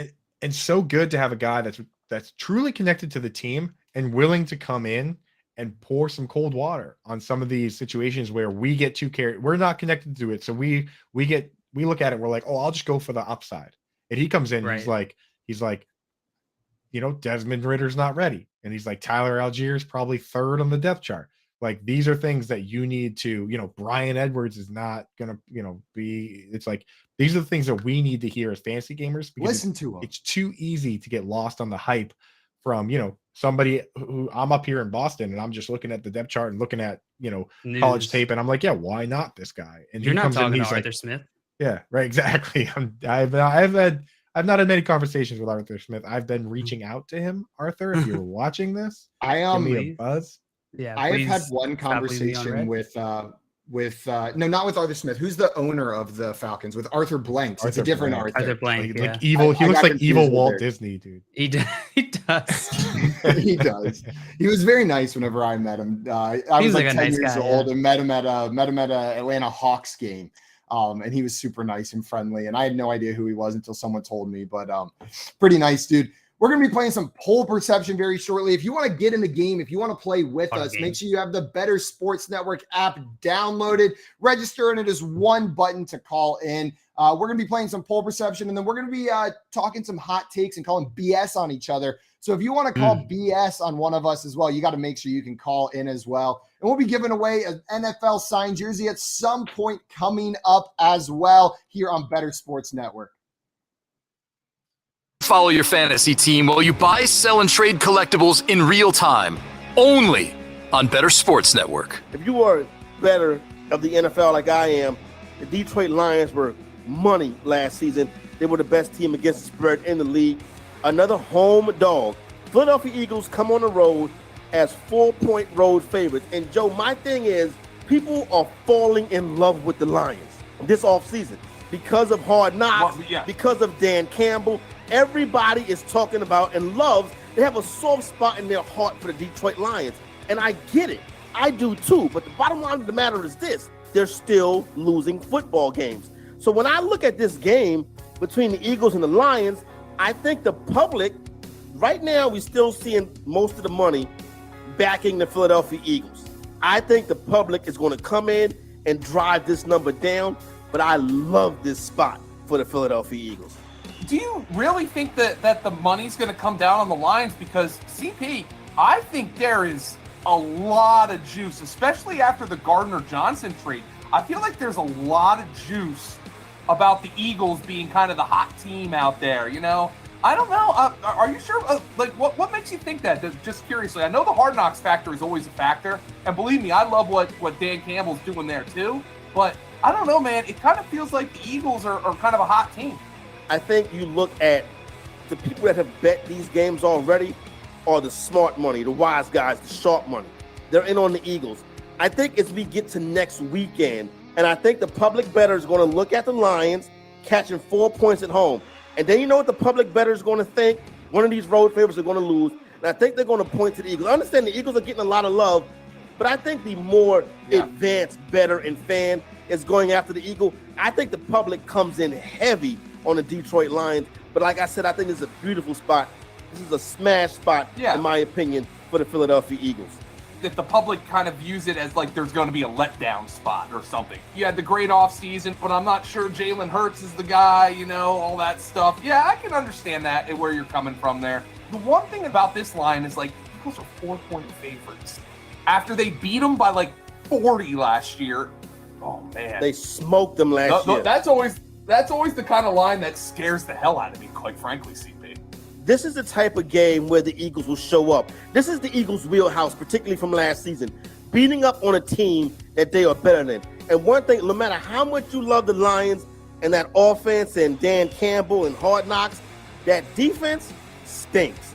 And Philadelphia is going to run all over that defense. I think they're going to have a tough time with them. Better Sports Network is betting, fantasy, collectibles. It's sports talk done better.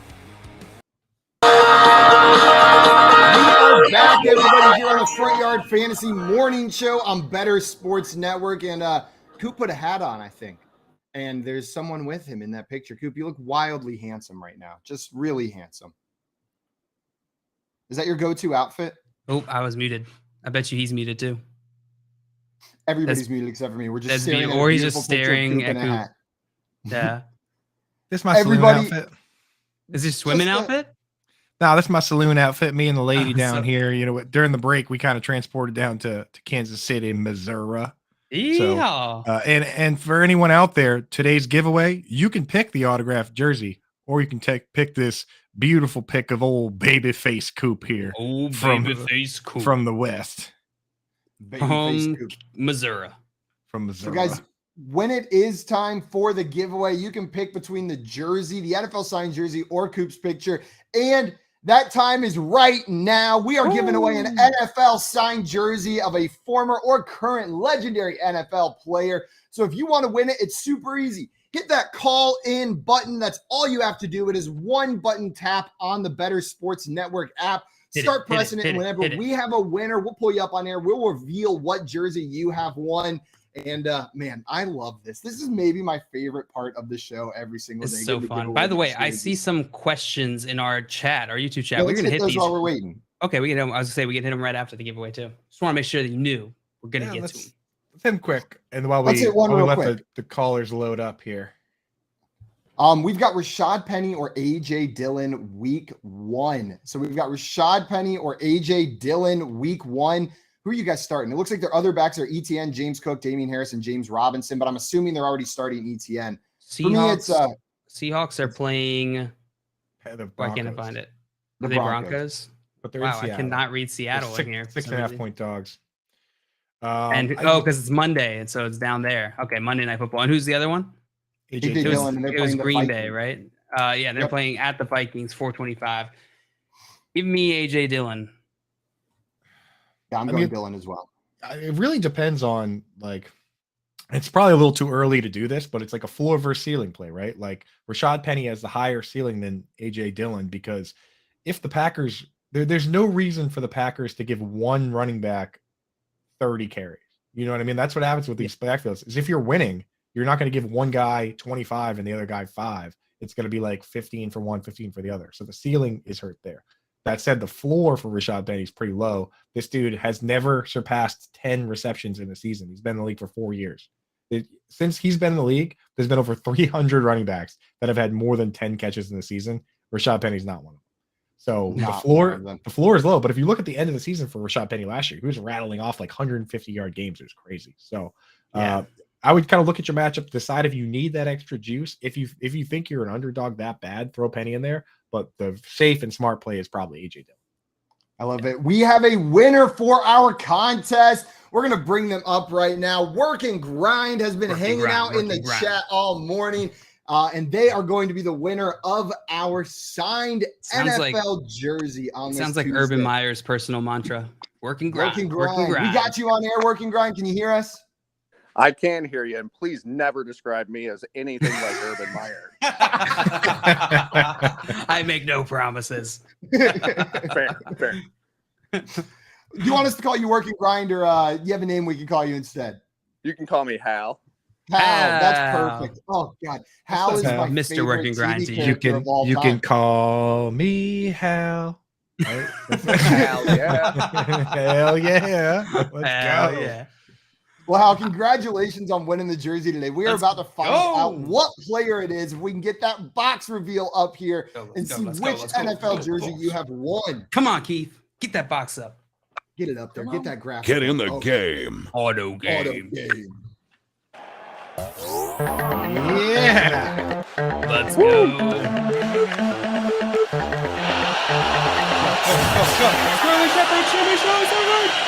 Oh, Edgerrin James, baby. Look at that. That's sick, dude. Kevin James jersey. Very impressive. Going back. Damn. That's that is awesome. awesome, brother. Well, Congratulations on winning that, my man. that is sweet. I would have taken the picture, but man, how could I turn that down? I mean, It's but gonna be hard. Wait a minute. I know that voice. No, I don't. hold on. It's Hal from Malcolm in the Middle Jail. That's If where you it does recognize sound, it yeah. from. I Hal, wish thank you. I had that kind of jack. So no picture, no finger trap. I can't tempt you so that I can get the Edgerrin James jersey. I think I'm gonna have to go with the jersey, guys.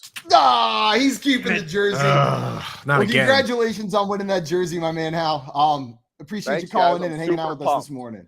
Hell Well, yeah. we'll get that out to you shortly. Hal, Thank you so Hal, much, Hal, my man. Hal. Hal. Hal. But for real, Hal from Malcolm in the Middle is truly like my favorite TV dad of all time. That's his name, right? Hal. Am I messing that up? Yeah. No, his name is Yeah, Hal. you're right. Like he is just, I connect with him on like an emotional level. Like the things that he does in that show where it's the steamroller episode that did it for me. If you've never seen it, where like he wins money on a scratch off ticket and he just rents a steamroller and starts like abandoning his family because he gets so obsessed with crushing things with the steamroller. Like I get that. I get just getting that new obsession, right? And just like going all in on it where no one can distract you from it. God, True. He's my with favorite. you, brother. Absolutely my favorite. And the Kevin James jersey, Paul Blart Mall Cop, Kevin shout James, Paul Blart. Mall It's Cop, it's a very valuable collectible. out. Paul Blart Mall Hitch Cop. jersey. Jill, Oh my what's God, I love that your movie. what's your favorite Paul Blart Mall Cop piece of memorabilia you own? I know you have a big collection. I do have a big collection. I would say most likely the Segway. I spent $13,000 on eBay trying to get Honestly, that Segway. What a deal. Only Autographed $13,000 for a Autographed Segway that Kevin Yeah, James it's himself not the one wrote. he used, and it's not signed by Oh. him, but it's nice. It's So you signed by just- Keith. so you Looks, actually. looks just like it. You just got a segue then. Yeah. You just bought a used Segway on Yeah. eBay, and you're saying it's very close to the one used in Paul Blart Mall Cop. yeah, It was listed on eBay as Blart ancillary, like Blart like, but Blart, not, like, yeah. a Model Blart like. Paul Blart Segway. And Joey said, not every Segway has a cup holder for barbecue sauce. That is true. It's true. I very see true, a very true. Real Deal Fantasy in the chat saying, LQ, what's up, let's LQ, go. my man? Welcome in. Shout Glad out to have you LQ. in here with us this morning. Shout out for sure. And Work and Grind in the chat saying, so pumped. Man, it truly is like my favorite part of every day, giving away these jerseys. It's so Also, much fun. LQ coming in here. It's 5:55 where he is, or I guess in Australia time it's like 6:33 or something like that. Yeah. Still need a He might confirmation. be in Australia I right think now. Brad He might be. Holt might be in bed. Yeah, definitely. JL, it is time to give you an opportunity for some redemption in our games. You've yet to not lose in a game on this show. Every game we've played, you've been a loser in. You just can't seem to win. But we are going to play some True. full perception. Before we do that, though, I know we had another question in the chat from Monier. She has a question. Start 2 half PPR. Thielen, Juju, Melvin Gordon, Chase, Edmonds, Claypool, Hunt, Julio Jones. I think we can throw a couple of those names out right away, right? Is that Chase Edmonds? I was about to say, if that's Jamar Chase just snuck in there in the middle of the list, then that's just like you got to start him. But it's Chase Edmonds, Claypool, Hunt, Julio. Are there any names that jump out to you as you got to start him week 1? I'm starting Adam Thielen, man. I'm starting Adam Thielen too. Yeah, I'm also 2020 starting Adam Thielen. wide receiver 10 in 2021 last year. In the 11 games before he got hurt, he was wide receiver 7. Like you're not going to get that kind of upside from Claypool or any of these other guys, Julio. So yeah, get Thielen in there. And then for the second one, personally for me, I like the idea of a Dolphins running back being good, right? Mike McDaniel has a good scheme. They went out, and so Mike McDaniel's scheme in the 49ers before, they leaned into Trent Williams. They didn't have a Trent Williams in Miami, so they went out and got him, paid for the number 1 tackle in free agency with Teron Armstead. So if this offense is what it is supposed to be, then somebody can be good. It could be Chase Edmonds. It could be Raheem Mostert. But I like the idea of Chase Edmonds. I'm not taking that risk week 1 when you have Melvin Gordon on the team. I'd rather go Melvin Gordon, see what Chase Edmonds becomes. Like, I agree with your point, Coop. I'm worried that it's not going to pan out that way, and I don't want to take that risk week 1. Good matchup for Melvin too. I mean, they should be able to run the ball in the Seahawks. And I'm gonna go a different direction for both of you guys, and I'm gonna say Juju Smith-Schuster is the second guy that I'm plugging into that lineup. I believe in him in this offense. I believe he's going to be the guy that is the primary target besides Travis Kelce. And if I believe that, then I should be plugging him in over these guys that I've got question marks about or that are splitting their backfield. So I'm starting Thielen and Juju. I know it's half PPR. If it was PPR, that'd be a slam dunk Thielen and Juju for me. Half PPR, it's still Juju, but it's closer with Melvin Gordon. Totally. What I like to do when I have tough questions like these, and these are tough questions, and it's a total cop out, but like, so I'll start Thielen and Chase Edmonds, and then I'll go over to DraftKings and make like a $3 team, and I'll put Juju and Melvin in there, and then it's high fives all day long, baby. Yeah, every touchdown, no matter what. Yeah. Then it's just winning no matter what happens. You just got to change your browser tab. You just got to switch to a different tab to show up and down the board. Every Sunday I wake up with my 50 fantasy teams. I don't look at who I'm playing at all. I don't want to know who I'm playing against. I'll check that like Monday before the Monday game to see what I have on the line, but I don't check it. I make a bunch of DraftKings teams, and then every touchdown I'm just like, let's go, boy. Brian Edwards scored. I got him somewhere, Brian right? Edwards. Yeah, boy. High fives. Brian Edwards. Yeah. Oh man, Eric's got another good question for us. So you guys are legends. You're a legend, Eric. Cool. You are a legend. So I have a Superflex 12 team half PPR redraft snake league. He's the 11th pick. So he wants to know any general tips or strategy being the 11th pick in 12 team when it's a Superflex half PPR redraft league. I got you, Eric. I know. Here's my biggest piece of advice when you're at the end, especially in a super flex league. Don't feel obligated to take a quarterback with one of those first 2 picks. If quarterbacks are flying, if those guys are flying off the board, if there's 8 guys gone before you, don't feel like you have to settle and grab a Kirk Cousins with one of those first 2 picks right there. Because if those quarterbacks are flying, you know who's going to be sitting there? A Jamar Chase, a Stephon Diggs, an Austin Eckler, a Derrick Henry. Like, you can load up, have the best receiving core if you grab Stephon Diggs, CeeDee Lamb at that turn, and then still grab maybe a Tua Tagovailoa and a Derek Carr, or a Justin Fields and a Tua on the next turn. Like, don't feel like you have to take a quarterback. When you're on the turns, I feel like that's important because it's scary waiting for it to come all the way back to you. But take that value at the other positions if it's falling to you on the turn. Yep, I did the complete opposite in one of my drafts recently. I in the next round I just took Justin Fields just because, and then it turned out that exactly like Simon says, like I could have taken Saquon Barkley and then the next round taken Tua. So I could have had Saquon and Tua. Instead, I ended up with like Justin Fields and meh. You know what I mean? Like, Patterson. Right. So it's like, and to me, there's not a massive difference between those 2 players. So I think the other important thing I would say is make sure you set your tiers in advance and know where those tiers are, because in Superflex, the tiers become huge because you have your first group of quarterbacks that you'll take in the first round. And then once those guys go, you have to pivot to running back and wide receiver, take everybody from those tiers, and then you go back to quarterback. If you don't know those tiers, you make the mistake that I made, which is basically everybody gets a good quarterback, and then I force one that's in another tier when I should have pivoted to another position. So the tiers become huge in those Superflex and tight end premium formats. Yeah, since they didn't say tight end premium here, and it's a 12 team, this is unrelated to your point. You just happened to mention tight end premium, Coop, but I was going to bring this up anyways. I wouldn't reach on tight end in this type of league when you're on the back part of the draft, especially because tight ends aren't going to give you that much of an advantage in this type of league. And so unless there's value there for you, Mark Andrews falls or I don't know, Kyle Pitts falls, I'm not going to reach on tight end. I'm going to try and focus on getting that QB position if I'm waiting, or getting those skill position values that are there because your league mates are going QB heavy. Yeah. And I just wanted to double tap on that point right there. I'm not advocating not to draft a quarterback when you're picking at 11. Just exactly what Coop and JL were pointing at here. Just don't feel obligated. Don't feel like you have to. Pay attention to your tiers. Pay attention to where they're sitting, and don't take a tier 2 QB over a tier 1 wide receiver. just because you feel pressured that you need that QB spot. It's going to be okay. You're going to be able to figure it out. Honestly, there's startable quarterbacks in a super flex league, especially if your wide receivers and running backs are good, available into the 7th, 8th rounds. A Baker Mayfield, a Daniel Jones, a Jared Goff, a Davis Mills. Like, I know they're not great, but they're serviceable. They're a guy you can plug into that spot. So just don't feel pressured to have to grab that quarterback early. JL, are you ready for your shot at redemption? I think it's that time.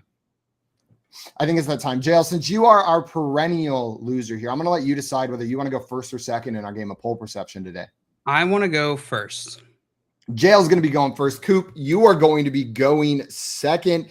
And I'm going to explain how this game works for everybody watching. If you have not played this with us before, the game we're playing today is poll perception. It is the game that tests your knowledge of the public's perception of fantasy football. So how this works is, before the show, we found some juicy, succulent, delicious polls about NFL or fantasy football on Twitter. I'm going to propose one of those polls to our contestants. So I may say, JL, what percentage of people chose side A in this poll?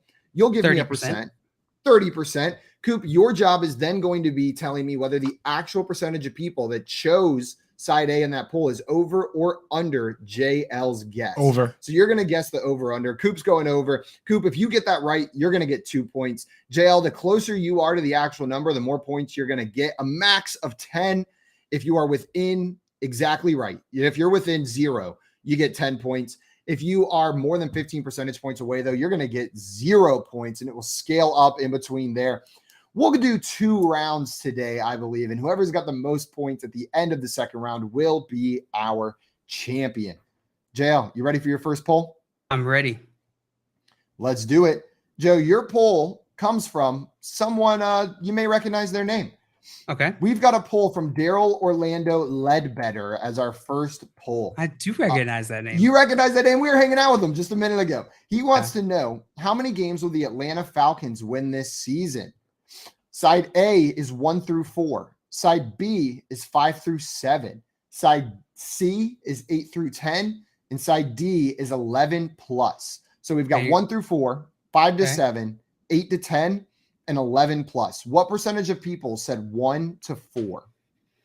All right. I think this is going to be, I think we're going to get a normal distribution here. Probably centered around one of these 2 numbers. So 5 to 7, or I'm sorry, these 2 middle ranges, 5 to 7, 8 to 10. I'll assume 25% spread evenly across the 4 for now. And then I'll give a little boost to those middle guys, maybe like 10% each. So then that's 35%. Or no, Falcon. Oh, gosh. I don't think it's going to be around those middle 2 ranges. I think it's going to be more likely 1 to 4 because it's the Falcons. And what I'm guessing side A, which is 1 to 4. Yes, you're guessing side A, which is 1 to 4. I'm going to go with 35%. Sorry. 35 and straight. Yeah. 5. Anytime you get that meme number, that 35 in there, you got to mix it in there for the fans. For the fans. For the people. The kids. Yeah. So kids. I think JL with this one, man, once again, sound math, and in a just world, a world where it was a legitimate poll across the nation of open hearts and minds, then you would get the number like that. But I imagine the vast majority of people that follow this beat writer from Atlanta are from Atlanta. Oh, something tells me that these very rational Atlanta Falcons fans on Twitter are going to think that the Atlanta Falcons are going to be better than most people. So I'm going to say under for that first number, just because there are Falcons fans out there just being like, bro, this team, no question, 8 wins, 7-8 wins, spin. This is 11 plus. It's not as bad. I always liked Marcus Mariota. I don't know why these Falcons fans sound like a dude from downtown Boston, but that's what they're saying. That's what they're saying on the Twitter sphere. So we got JL with 35%, Coop taking the under. We had some guesses in the chat as well. LQ saying 36%, Jay with a 25%, Joey guessing 31%, and Squirrel Bob guessing 33%. Squirrel Bob. So most people right in line with you, JL. 1 over from LQ, the rest of them being under. The actual percentage of people that chose 1 to 4 wins for the Falcons was 27%. So JL, you're within 10 percentage points. Okay. You're going to get 3 points for that. And Coop, I think you nailed it. Exactly right. 2 points for getting the under correct. But Well done. the most common answer was 5-7. And that was with 42.9% of the vote. And I think that is technically optimistic for a Falcons fan. Know what I mean? Like that is the homer take, is that they're going to win 6 games. The over under with Vegas is 4.5. So everybody that picked that range would be betting the over. Absolutely. And Jay was the closest out of everyone in the chat with 25%. 25%. Jay, you got an early lead, but it's early. I don't want to get you hyped up too much, but you are winning right now 3-2. We're going to move on to Coop's first poll. Coop, you ready? I'm ready. Before we do that, are you taking the over or under on the 4.5 wins for the Falcons? I would like over feels like such a sucker bet to me. I think I would bet the over on this team just because think about how bad you got to be under 4.5 wins. Jaguars and Lions each won 3 games last year, though the Lions technically finished at 3.5 because they had that tie, right? So like you got to be pretty bad to lose that many games, but they could be pretty bad. We have them as the 3rd worst team in our rankings, so I think the line is set pretty well. I would bet the over though. I like Arthur Smith. Bet the over. I'll take the under. I ran through their schedule. I got them pegged for 3 wins. I'll take the under, but that doesn't feel good to take the under on such a low win total. JL, are you taking the over or under? You agreeing with me or Coop? What side are you on? Pick a side. Who do you like better? It's like Airbud situation here. Who's more handsome? He did Let's it keep doing again, folks. questions. JL muted for the 7th show in a row now. Dang it. Everybody out there playing at home, that bet on the number Keeping of shows. track. JL would continue to accidentally mute his mic. Over We are infinity. now up to 7. And 7. This is our 7th show. Hey, 7th show. Pretty good. 21 hours, and I've muted myself for 14 of them. The best part is that just yesterday, I made fun of you for that on Twitter. Just 100%. So you would think that would be fresh in your mind. You think that, the sting of social pressure from you roasting me on Twitter would affect my behavior, but it absolutely did not. I'm gonna take the over. I'm gonna be with Coop here. Boo. But okay. It's more fun to take the over on that While one. I was muted, I took the under, but now that I'm unmuted, I'm taking the over. After I gave you a quick verbal lashing, you I'm trying to joined my pander. team. Yeah. All right, that's cool. I just don't want to be made fun of anymore. Coop, you ready for your next poll? So ready, Simon. Let's do this. Here is your next poll. I'm going to click down on this answer spot real quick. So if you happen to be in that document, make sure you're not looking at it over there. Here is the poll. Who's having the better fantasy season this year? And this comes from NFL Fantasy. So this comes from NFL Fantasy. Option A is Cooper Kupp. Option B is Justin Jefferson. What percentage of people chose Cooper Kupp in this poll? Wow, dude. So usually I like last one, I like to kind of figure out who the followers are. And you couldn't have picked a more neutral account with a neutral question, right? Yep. Like this is just like All neutral as they are, vanilla all the way down. I think that I want to say that Justin Jefferson is going to lead this poll. So Cooper Kupp is so good last year. I want to say that Justin Jefferson is going to lead the poll, which means I need to be under 50% on Kupp, but I don't want to go too far under that because I think either one could win. So game theory is going to put me around like 45%, which I would still score 3 points if it was up to 55%. So I'm going to go 45. 45% from Coop. JL, what do you think here? Over or under? Coop's The least brave take ever. That was so courageous, Coop. I'm just courageously split the difference and hedged on how many points I could get. I'm amazed at you. I just want you to know that you're not alone. I'm taking the over on this one. I think most of the general public, the masses, they don't know about Matthew Stafford's noodle arm, his old noodle shoulder that he's got going on. They see Cooper Kupp, the league on fire last year, and they're going with that. They see Cooper Kupp, they're going with Cooper Kupp, not old Kirk Cousins wide receiver. No, Cooper freaking Kupp, Super Bowl MVP. Give me the over. We got the over from JL. Coop with 45%. Was I muted for that, Coop? You was I muted, Coop? You were loud and clear, brother. Loud and clear. LQ in here saying 42%. Jay with 38%. I see Squirrel Bob with 33. Joey with 31. Dame has 48%.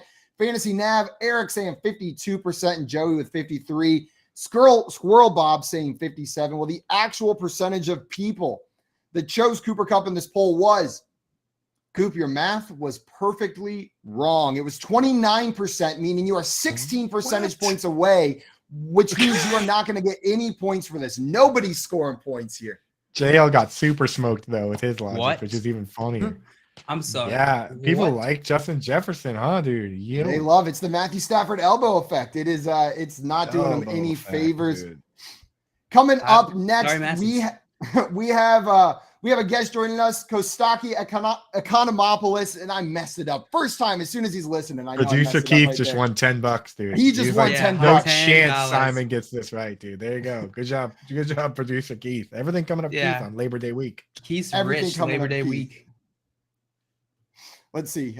Very shortly, we're going to have Kostaki joining us right now. For those of you that do not know him, he is the biggest name in comedy, and you can listen to him over on All Pro Lines. Find him regularly on Bob and Tom. He's on the NFL Network and at SiriusXM. Kostaki, thank you so much for joining us today, my man. Seems like he doesn't have audio based on him pointing at his ears. Can we sign language something? Not getting any sound. Can you guys hear me? We can hear you. Oh, we can hear you. Yeah, we can hear you. I can't hear you. That's going to make it hard. Yeah, right. That does make it pretty hard. How do you sign language? Do you like Justin Jefferson? I don't know. What is that? Those are right angles. Go for the J. I could have picked an easier letter like A. Oh. Yeah, like yeah. So okay, we'll do a quick timeout. We'll have to see if we can get that audio working. We'll be right back with Kostaki. Right. So just hang around, and we're gonna be talking with him momentarily. Yeah, I feel like I was pretty clear with my Justin Jefferson question there. Yeah, and you know what, Coop? In your defense, I think sign language is notoriously well translated over radio and audio, right? Like it works pretty well, especially between two people that don't know it. Yeah, 100%. That is very true. Very true. Do you guys remember this is entirely just off topic, but we're going to go there because it reminded me of it. Do you remember at Nelson Mandela's funeral service, the sign language translator didn't speak sign language and was on stage faking it? At like just at Nelson Mandela. I remember the story vaguely. Unbelievable to be willing to get up there and just fake it. Just terrifying. Incredible. What's the upside? I know. What's your play? What's your play? You're gonna get caught. Like without a doubt, you're going to get caught. For sure. Let's see if we got this sound fixed with Kostaki joining us back here real quick. I hope so. I feel like get your sign language ready if it's doing not. doing the fake sign language thing. That's like, I mean, that's like the equivalent of like trying to like make a Chinese. Like it's pretty offensive. We can hear you. Can you hear us? Nothing. Man, we cannot get the audio working over here. Might need to change. Oh, we can't hear me. sign language him. Change your. Can you hear us? If looks like it's not working. That's okay. Hopefully we can get this figured out and get after we gave Keith all those compliments. I know. We just started lathering the compliments onto Keith. Also, Fantasy Nav said Coop just calling timeouts. Yeah, he couldn't hear a single thing you said, so he was like fully certain that you were calling timeouts on that. Did that make for better radio? Us just waving to a guest that can't hear us. Yes. Just hey, hi. While we're waiting, let's hit another poll perception poll. The score right now is 3-2 because nobody scored any points in that last one. By the way, LQ guessed 30% on the last one. It was 29. Oh, yeah, he was 1 percentage point away. Nice guess, LQ. Bringing the heat. Fire content only. Fire guesses only. Okay, next time when it's my turn, I'm going to draw out my reasoning, and you just get your guess in there so I can steal it, okay? Yeah, there's install. You do it. Get it in there. Install that guess early so that I can steal it. But don't do it for JL, obviously. JL, you're up. Yeah, don't do it for me. I'm second. I mean, Coop just went. You went first, and so now we're going into the second round. You ready for your poll? Yeah. Let's do it. Here is your next poll, JL. Who's winning the AFC South in 2022? Option A is the Colts. Option B is the Jaguars. Option C is the Texans. Option D is the Titans. What percentage of people chose side A, the Colts, in this poll? I'm going to go with 60%. 68%, 69%. 69%, JL. Yeah, You were close enough to 69 that you just had to say the number. Had to get it out there. I had to. We got a nice in the chat. I do it for the people. Smart to pivot to that meme number, dude. Got to. Do you think the correct answer is over or under JL's guess of 69%? This is for AFC South Colts. What Twitter account asked this question? Whoa. Oh, we got you, Kostaki? What? Why'd you say that? I thought I heard him over there. I thought we had him with the audio joining in. I know he's going to be hopping back in a second. What Twitter account asked the question? NFL. Hey, does that work or no? You're just talking to me privately. Pretty neutral account, NFL. So I think Stocky, I can't hear you. I think for me, the Colts are clearly going to be the top dog. That division's pretty bad. I'm looking at some of the over-unders. I think that it's going to be, I might even say over 69%. It feels kind of crazy. No, getting the games at 420%. The Titans are in that division too. Because of the Titans, I'm going to say under. You're going to say under? Titans, Coop under. taking the under. We've got JL at 69%. Coop with the under. I see some guesses in the chat. Getting the game with 65%. Fantasy Nav with 41%. Getting the game changed it to 420%. Nice. Dame with the 53%. And Fantasy Nav with a little extra analysis. Got to be like 80% between Colts and Titans. So kind of going with what you were talking about, Coop. The Titans are going to take some. Well, the correct answer, the percentage of people that chose the Colts to win this division. JL, I got to applaud you. That last minute switch at the end is going to be the reason you scored no points on this. It was 53%. You are exactly 16 percentage points away because of that switch, and you're going to get nothing for it. What a boner. Way to go, meme. Dude. You should have guessed 420%, bro. I should have. I would have gotten the same number of points. 420, bro. It's 420, blaze it. Dude. Yeah. 311 was an inside job. All right. 311. I'm up next. And JL, 311 was an inside job. You are currently losing, JL. The band 311. 420, bro. You know. Oh my God, Jay, we'll All flip day, that, every please. day, dog. That's on Twitter. That's going on Twitter. 420, No, bro. not in my mouth. Woo. JL, you've got 3 points after that round. Coop, you've got 4. So, JL, you really need Coop to mess up on this one, and you got to get the over-under right to pull out the W. But I got this. It's still possible. You can still do it. Coop, you ready for your poll? This is the final poll of the game. I'm ready, dude. I'm ready. Born ready.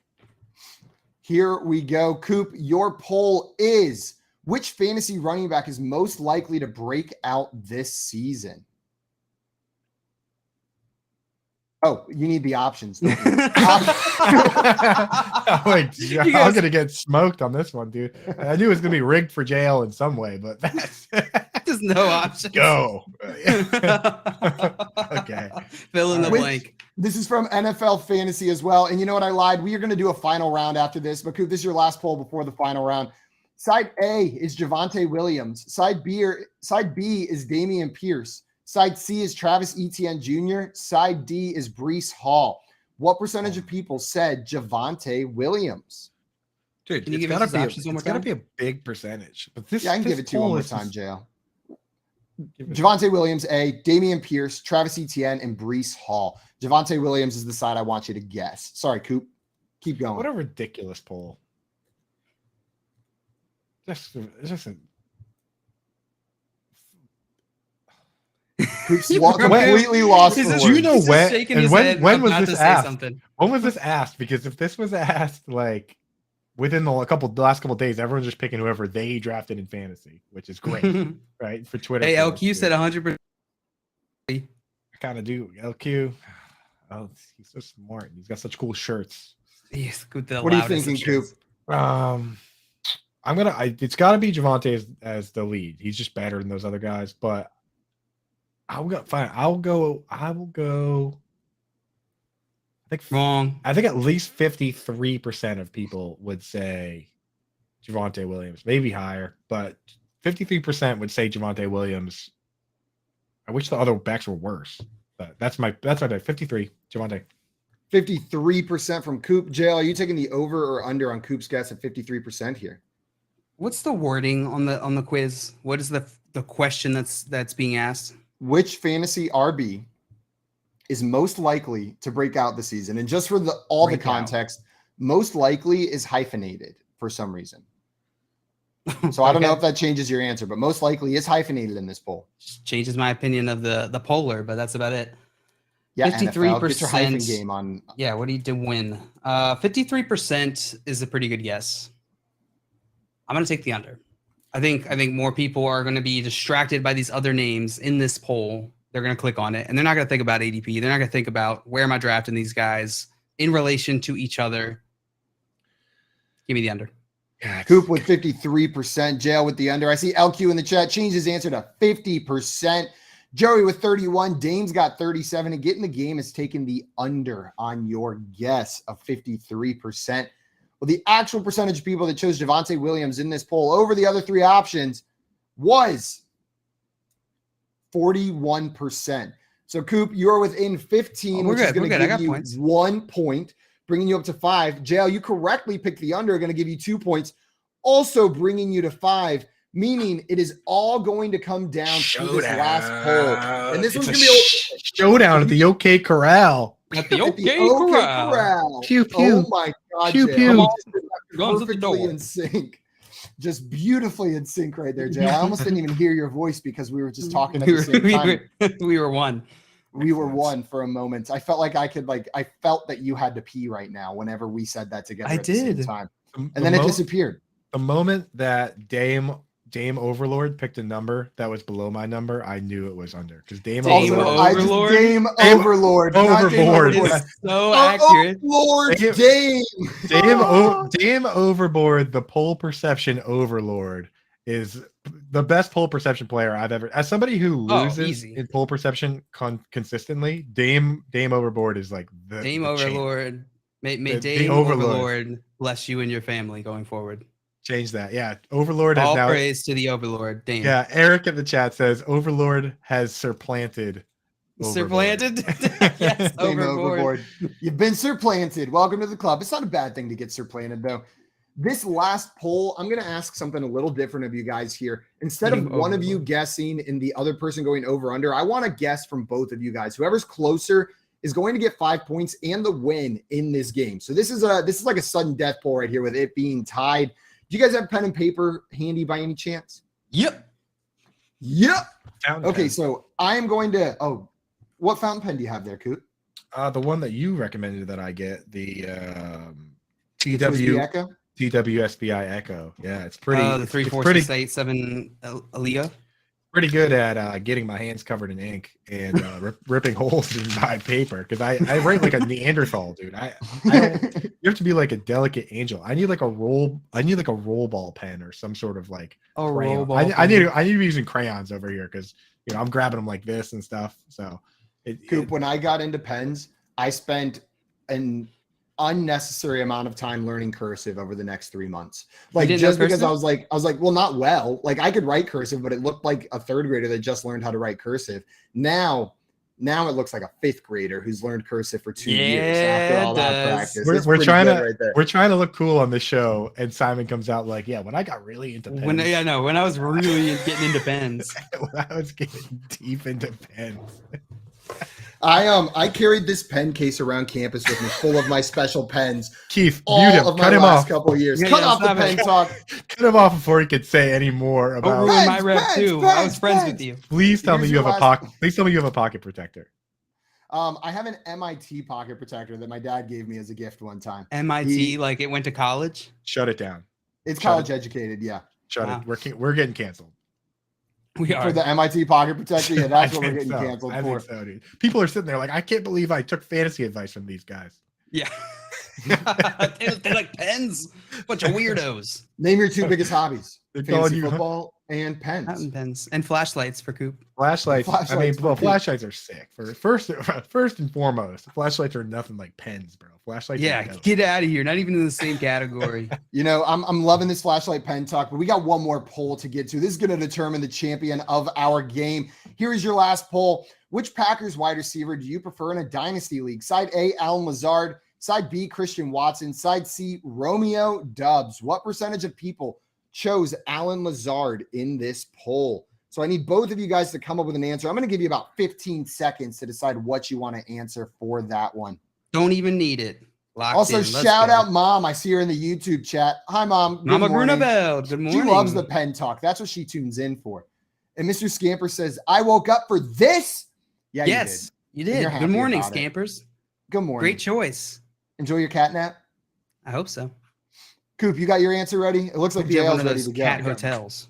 Got mine. It's scratched through 7 pages of paper now. Okay, perfect.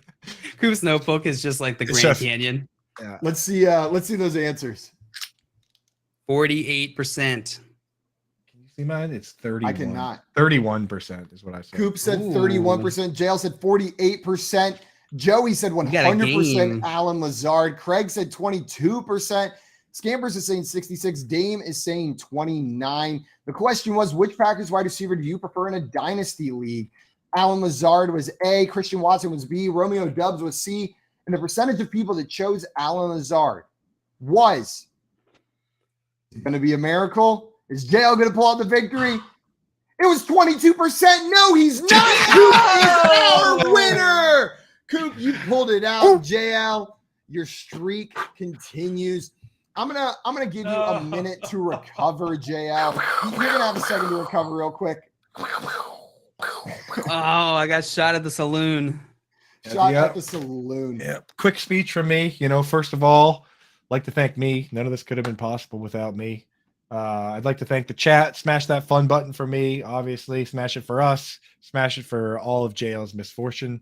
And you know what? Smash it for Simon lot. as well, because he did a great job hosting here. And don't smash it for Keith, and don't smash it for JL. Thank you, everybody, and can't wait for next poll percent. And wink. Oh, the wink.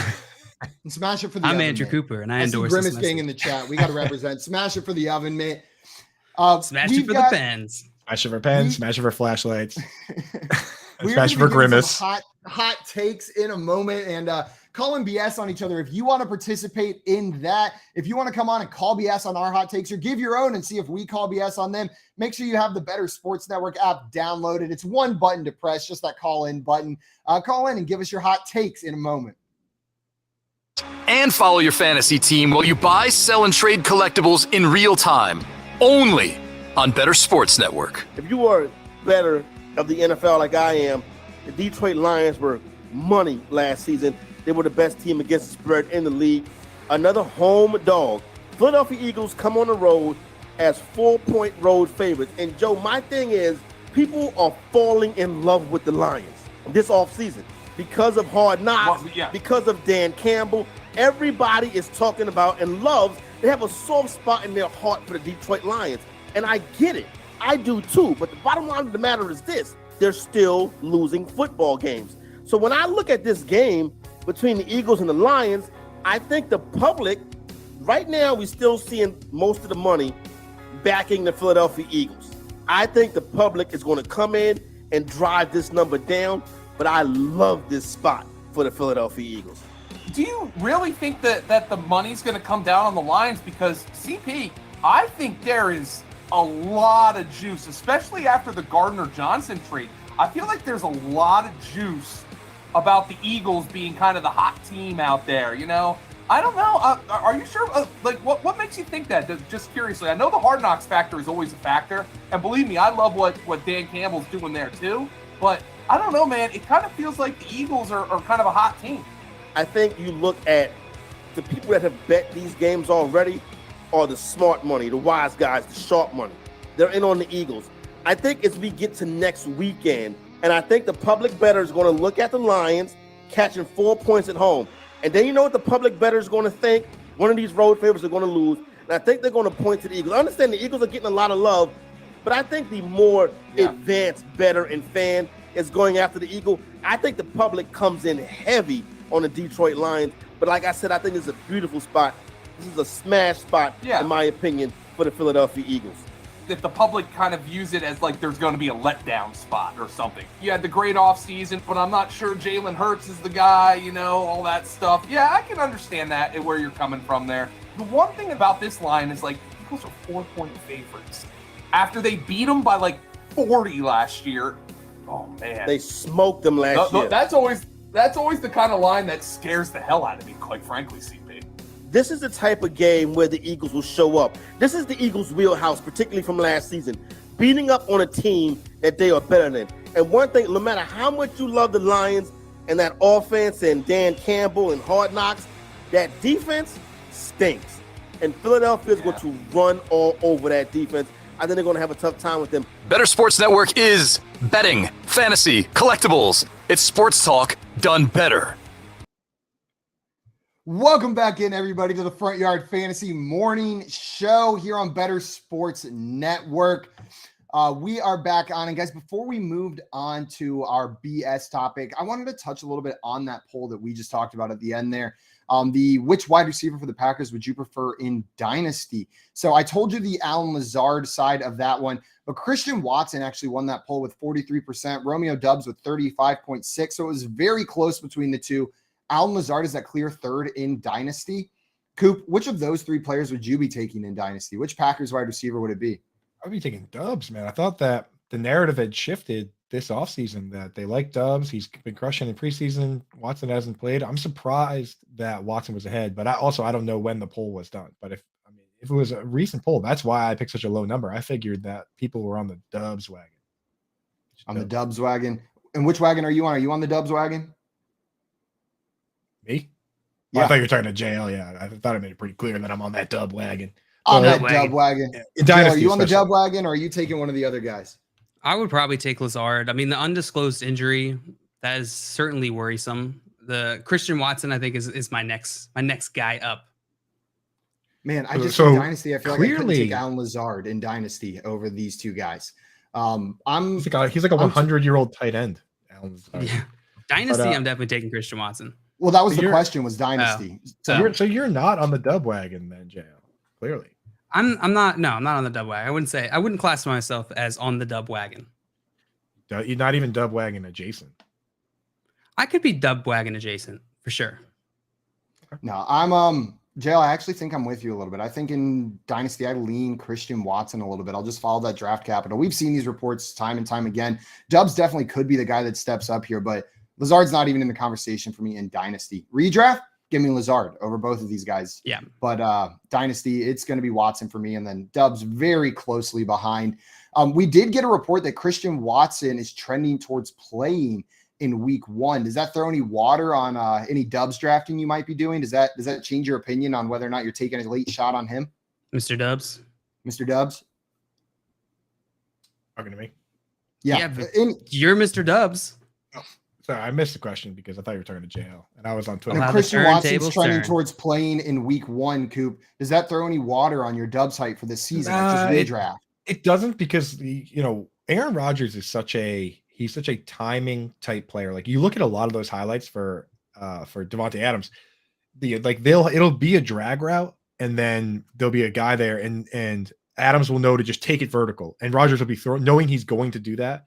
There's so many timing plays in this league that if you're not practicing, especially as a rookie, you're not going to have that in your bag of tricks. Like, a lot of times you're going out there and saying, all right, they've been playing cover 2 and it's 3rd down. We know that these 5 plays are probably going to give us the best shot. And we know that on this play, this guy has this nice arrow route that I think we can get that marker, right? That's why, like, Cooper Kupp is so good. He can run specific routes that you think will work. Like, if you don't have that connection with a guy like Aaron Rodgers, then you're going to be on the back burner until you can get that. So for me, the fact that he's a rookie that hasn't even played with this guy, and also he didn't even play Division I college ball. Like, he's a raw talent that I think is a dynasty play more than a redraft play. So give me Lazard and Dubs in redraft. And I do have Lazard ahead of Dubs in redraft for sure. Checks out. We're going to jump into some hot takes. I want you guys to tell me whether they are BS or not. And I'll throw it to you guys. If you guys have any hot takes that you want to see if the other two hosts think are BS, I want to jump in with mine first, though, if that's all right. And we're going to do some redemption from the Contrapuntal player a little bit earlier. This is probably my hottest take for this upcoming season. but I have Darnell Mooney as a top 12 wide receiver for the 2022 NFL fantasy season. This is in full PPR. Darnell Mooney, top 12. And I'll just give a little bit of the reasoning why I think that's the case. It's going to be a little bit from the opposite of what I said earlier, but they've got a new offense coming in town here. Coop, I know you've talked endlessly about what Getsy can do for this offense, what he can do for Justin Fields, and he's just the RPO specialist. He's the RPO guy. That's what they liked him with in Green Bay whenever he was the passing game coordinator. But there's a big difference between him running an RPO offense with Aaron Rodgers at quarterback and with Justin Fields at quarterback. Justin Fields is not Aaron Rodgers, but he has a different skill set. He can run the ball. And last year, Justin Fields, Coop, do you know off the top of your head, this might be a stat, this might be one you thrown out, how many plays they ran out of the RPO with Justin Fields in last year in 12 games? I don't know that one, no. That would have been 19 plays. That is absurd. Absolutely absurd. That is one of Justin Fields' primary skill sets. That's where he looks the best. So I think this offense is going to be significantly improved, even with the absence of Allen Robinson there. And with that offense improved and Darnell Mooney getting 150 targets, I see the path to him being a top 12 PPR wide receiver this year. What do you guys think? BS or not? It's going to be hard to reach that top 10 status in that offense, I think. I think it's going to be difficult. I think Darnell Mooney is talented, probably more talented than we all initially thought. But I don't think that he's going to be able to transcend how bad that offense is going to be to become top 10. Yeah, because I look at it. So I think it's possible. So if the statement is it possible, then yes, it's possible. But I agree with that. With likely, the problem that I have is Matt Nagy had the perfect offense for a Darnell Mooney type. Like he had the offense where you have a tight end in the slot, and then you have your speedy player being Tyreek Hill, right? There's a world where the speedy player in this offense is a field stretcher. He's more like, the ideal situation, he'd be like a Brandon Cooks, but sometimes that guy ends up being more like a KJ Hamler or something, where his job is just to be the vertical guy. Now the RPO is going to open him up to some monster plays. I think Darnell Mooney, with his speed, is going to have some weeks where he has like a 70-yard touchdown, which is great in best ball and all that. But you need consistent targets to be a consistent guy for redraft leagues, which is typically what we talk about. They went out and they got Byron Pringle, Bayless Jones. They already have Cole Kmet, guys that run those underneath routes. So I think Mooney is going to be the field stretcher type. But, you look at his catch rate and all those things, it could be tough. But there's no question the ceiling is there for him to be. Like if he gets the same targets he did last year and him and Fields are on a better page, then he could easily be a wide receiver 12, top 12 wide receiver, especially his ADP. Yeah. That's why I'm drafting him, because the upside. But I can't sit here and say that's what I think does happen.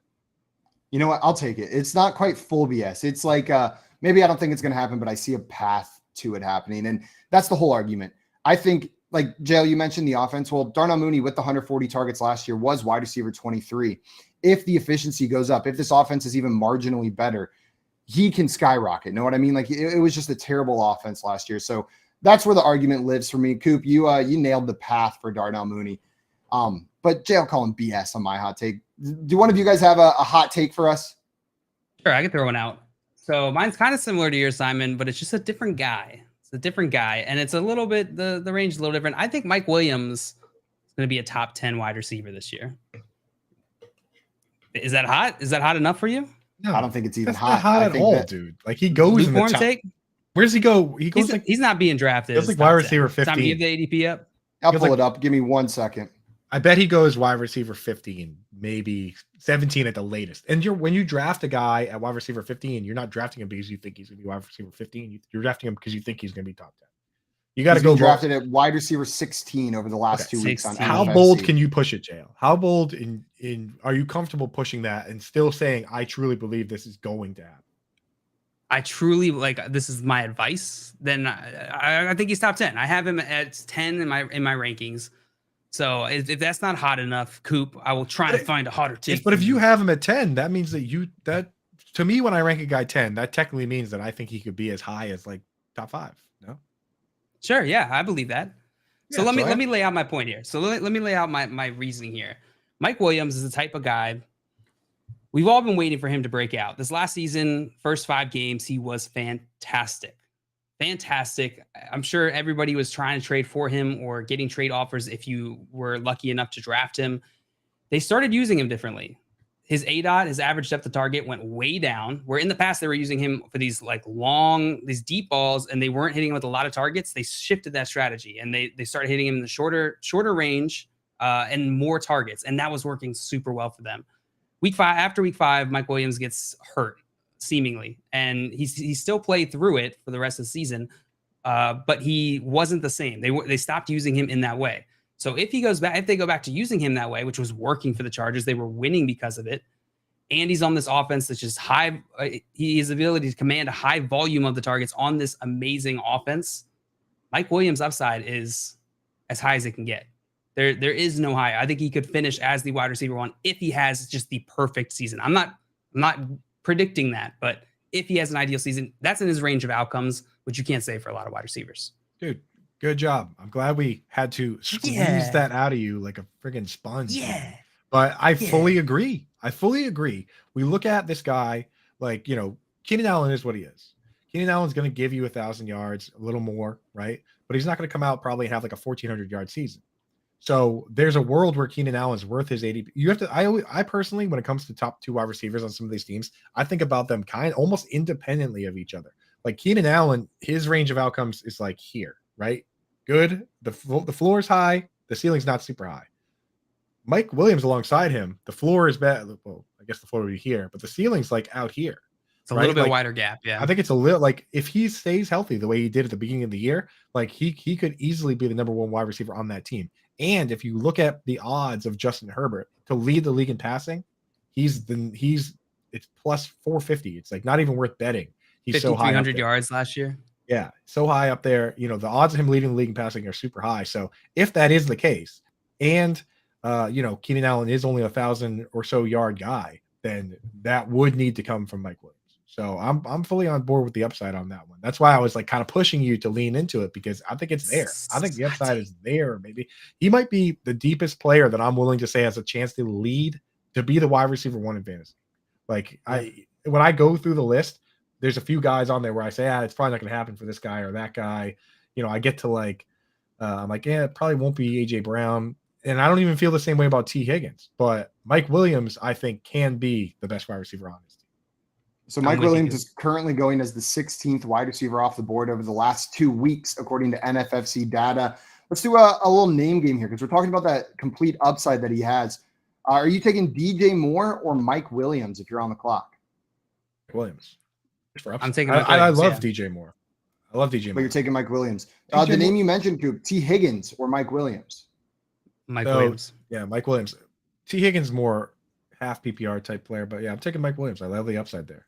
And I just want to say in the chat, somebody points out, Dame Overboard pointed out, Overlord, aka the Overlord, pointed out. He goes, wasn't Mike Williams wide receiver 11 last year? And JL's like, hot take. Yes, he was. He goes all the way up to 10 this year. Watch out. Where was he in points per game last year? A little bit lower than 12. I was looking at that, but it's in the similar range. He's like very front 14 or 15 points per game. Points per game before he hurt his shoulder, he was 2 behind only Cooper Kupp. He was wildly efficient. They call that take spicy in the chat. It's so spicy. 11%. Listen, if he's going as the wide receiver 16 and you can get an improvement to the top 10, like you don't need to make these amazing, giant lead values like calls on these players. You can win by incrementally getting edges, right? So you're right, but we're not talking can you win here. We're talking hot takes. So your point is valid, but we're trying to get spicy here. That was the whole point. All right, you guys do the work then. All right, get out of here. I think Travis Kelce's going to be a top 3 tight end this year. Hot. Keith has a hot take for us. We got one from producer Keith. He says, I have a hot take. Juju Smith-Schuster is going to be a bust. He's never shown he could be good without Antonio Brown opposite him. I think he's a possession wide receiver at best. What do you guys think on that take from Keith? You call him BS? Keith, you ever heard correlation does not equal causation? Oh, I think throwing big words at him. Boom! I'll Roasted. get your dictionary out, boy. Yeah, sure. There's concerns around Juju Smith-Schuster. But they're not related to Antonio Brown. I'll back Keith up here. It's Labor Day week, of course. You know, we gotta be nice to Keith. Shout out Keith. Shout out Keith. Shout out Labor Day. Smash that fun button for both. And in chat, I just want to let you guys know we passed your concerns along, and they're doing their best to bring the old fun button back, the one that can be smashed unlimited number of times with no cooldown. Yes. So we're working on that for you guys. So let you know updates on that. Shaking babies, kissing hands. You guys broke. Making it happen. Let's not. You can't blame out. You guys broke that one, and they were like, "This you is not specifically." Craig specifically himself. It was broke you, it. Craig. Roto Heat Craig was the one that broke it. But we are trying to get that back for you guys. With Juju, I think Keith makes some good points. And one of the most interesting things is when you look at what he signed for, right? Like, I think in his mind, he's like, okay, I'm going to, you know why they do this. They go and say, I'm going to do a prove it deal and play really well this year, and then I'll get the big contract next year. Yeah. But he signed for 1 year of $3.75 million. There are a bunch of players doing prove it deals that got way more than that. Like DJ Chark's getting $10 million, right? And then if DJ Chark plays well, then next year he's going to get a big contract. Evan Ingram signed for $9 million. Is Evan Ingram worth 2 to 3 times as much as Juju Smith-Schuster? I'd way rather have 3 Jujus on my team than 1 Evan Ingram. Well, it's more like 2, okay? And, you know, it's hard to say. But so it's like, you know, there is the potential that maybe the league looks at it the way Keith does and says he just had the one really good season because Antonio Brown was drawing all the coverage, and that's just not the guy he is. So there is concern there. That is a good take by Keith. I put me on record for saying that. Well, Keith, I'm calling BS on your take. I don't believe it. Someone's got to be the top pass catcher in that offense besides Travis Kelce, and I think it's going to be Juju Smith-Schuster. I don't believe in Mecole Hardman stepping up in that role. Sky Moore, maybe we see a later season ascension, but I don't think he's going to be the early season primary target on that team. Juju Smith-Schuster operates well in the role that they're missing over there. And you bring up the point about he's never shown he could be good without Antonio Brown opposite him. Well, you know who else is on that field at all times? Travis Kelce as well. I know it's not the same position as Antonio Brown, but it's not like Juju is going to be the number 1 target in this offense. He's still going to be the number 2 target. I think Juju Smith-Schuster is not a bust this year. I think he's a value where he's going in fantasy drafts. And with the upside that he presents in that Chiefs offense, like what's the point of calling him a bust? Like where he's going, what is his ADP right now? Juju Smith-Schuster is going as the wide receiver 29 off the board. Like if you're calling Juju a bust, you're saying that he's like a back end wide receiver 3. Like I just think his floor is higher than that. So I can't get on board with calling Juju a bust this year. Like where he's being drafted, you're already taking into account the concerns that Keith brought up with him being wide receiver 29 off the board. And then that upside is huge. Yeah, the concerns I brought up earlier were mostly related to the fact that we just don't know if he's going to be that guy. And what we've seen in that Chiefs offense is typically there's 2 mainly relevant guys. And you can argue that is just because Tyreek Hill is that much better than the people behind him. I don't know that Juju has that same type of skill, but the fact that he could be that guy makes him very enticing. And the fact that maybe he's not the guy makes him risky. Great point in the chat from Tofty. Tofty, what up? Says Shout out Tofty. Mecole Hardman was drafted to take Tyreek's role. People forget that the narrative of when Hardman was drafted, basically the timeline went Tyreek Hill, it comes out that his son breaks his arm, and then a voicemail comes out where Tyreek's significant other essentially blamed him for that and said, your son is scared of you. And Tyreek said, you should be, you both should be. And then the draft happened and they took Mecole Hardman. And then after the draft, it all got cleared up and they gave Tyreek Hill an extension. So what Tofty is basically saying, in my opinion, is true that at the time they did draft Mecole Hardman as Tyreek Hill insurance. And there's a narrative that he's just because they already have a Tyreek Hill, you don't need to use your other Tyreek Hill. So there is that kind of narrative is in play where, you know, they basically said, we have these redundant assets. We're not going to re-sign Tyreek. So let's trade him and let's see what Mecole can do. So I do buy into that narrative a little bit, but I'm with you guys. If I had to bet my money, I'd bet on Juju, but I got Mecole in a couple best ball leagues. Why not? Yeah. And they drafted Sky Moore in round 2 this year? good point, Yeah, they did take him early right there. Coop, do you have a hot take for us that we can call BS on? Yeah, I mean, why not go to the take Jonathan that Taylor, running back Jonathan one. Taylor will finish within the top 5 running backs as long as he's healthy, right? Like that's As long as he's safe. healthy. Yeah, I'm That's gonna go hot. with the take that I do truly believe that I think is the hottest take you can have, and that's that I think that Evan Ingram, a guy who has been going as the tight end 20, will easily finish within the top 10 and has top 5 upside. In terms of the upside take, when I go and look across the league, I sit down and I say to myself, okay, which tight ends can lead their team in targets? The conversation starts with Travis Kelce and Mark Andrews and Kyle Pitts. Those guys can lead their team in targets. After that, it gets pretty dicey. Like, it's hard to sit there and say, even if you like, let's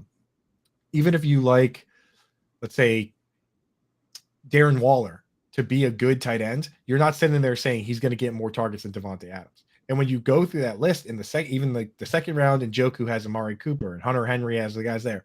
When I look at this Jaguars offense, that Christian Kirk has never played for them before. Zay Jones never played for them before. Laviska Shenault got traded. Marvin Jones is like 31 or 32. Why can't he lead the team in targets? They gave him $9 million guaranteed. Like we said, 2.5 Jujus.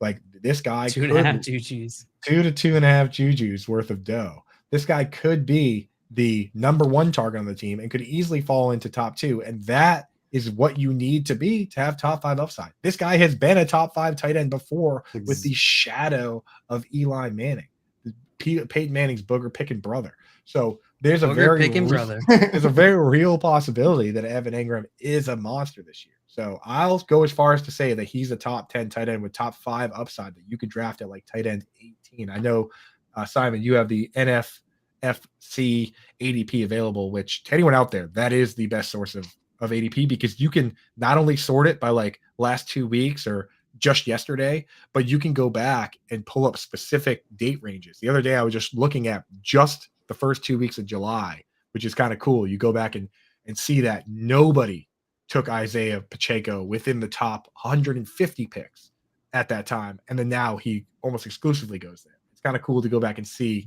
how ADP's evolved that way. So where's Ingram going amongst the tight ends these days? He's going 19th, so you're almost spot on with calling him 20. In between Tyler Higbee and Gerald Everett is where Evan Ingram's going. And I see we had some Ingram slander in the chat. Keith, shout out Keith, censoring the Ingram slander. That is our one rule. It's our only rule. No Ingram slander in the chat. No Ingram slander in the chat. You will be censored. I mean, like, you will be censored. We've talked so much about Evan Ingram in these first 7 shows. Honestly, I wish I could say I was surprised, but I'm not. So smash that fun button for Keith, for Evan Ingram, for protecting the integrity of the show by censoring all dissenting opinions on Evan Ingram. I wish I could call BS on you right here. I want to just scream BS in your face so bad, but I don't think it's BS. I think you're 100% right in how you're evaluating this situation. People are concerned about the drops, right? Like that's the meme with Evan Ingram. It's the drops. Well, drops are a problem until they're not. And we also saw, like, the point you brought up was the big one for me, is whenever Evan Ingram was heavily targeted in his rookie year, he was a top 5 tight end. We've seen him do it with that target volume like you're talking about. And if we're expecting steps forward from Trevor Lawrence, we have to be expecting at least a decent season from Evan Ingram. I like that take. JL, are you going to slander Evan Ingram and call it BS, or are you going to agree here? Over the last 2 years, according to RotoViz, Evan Ingram's been a tight end 1 35% of the time, tight end 2 26% of the time, tight end 3 39% of the time. It's not even bad.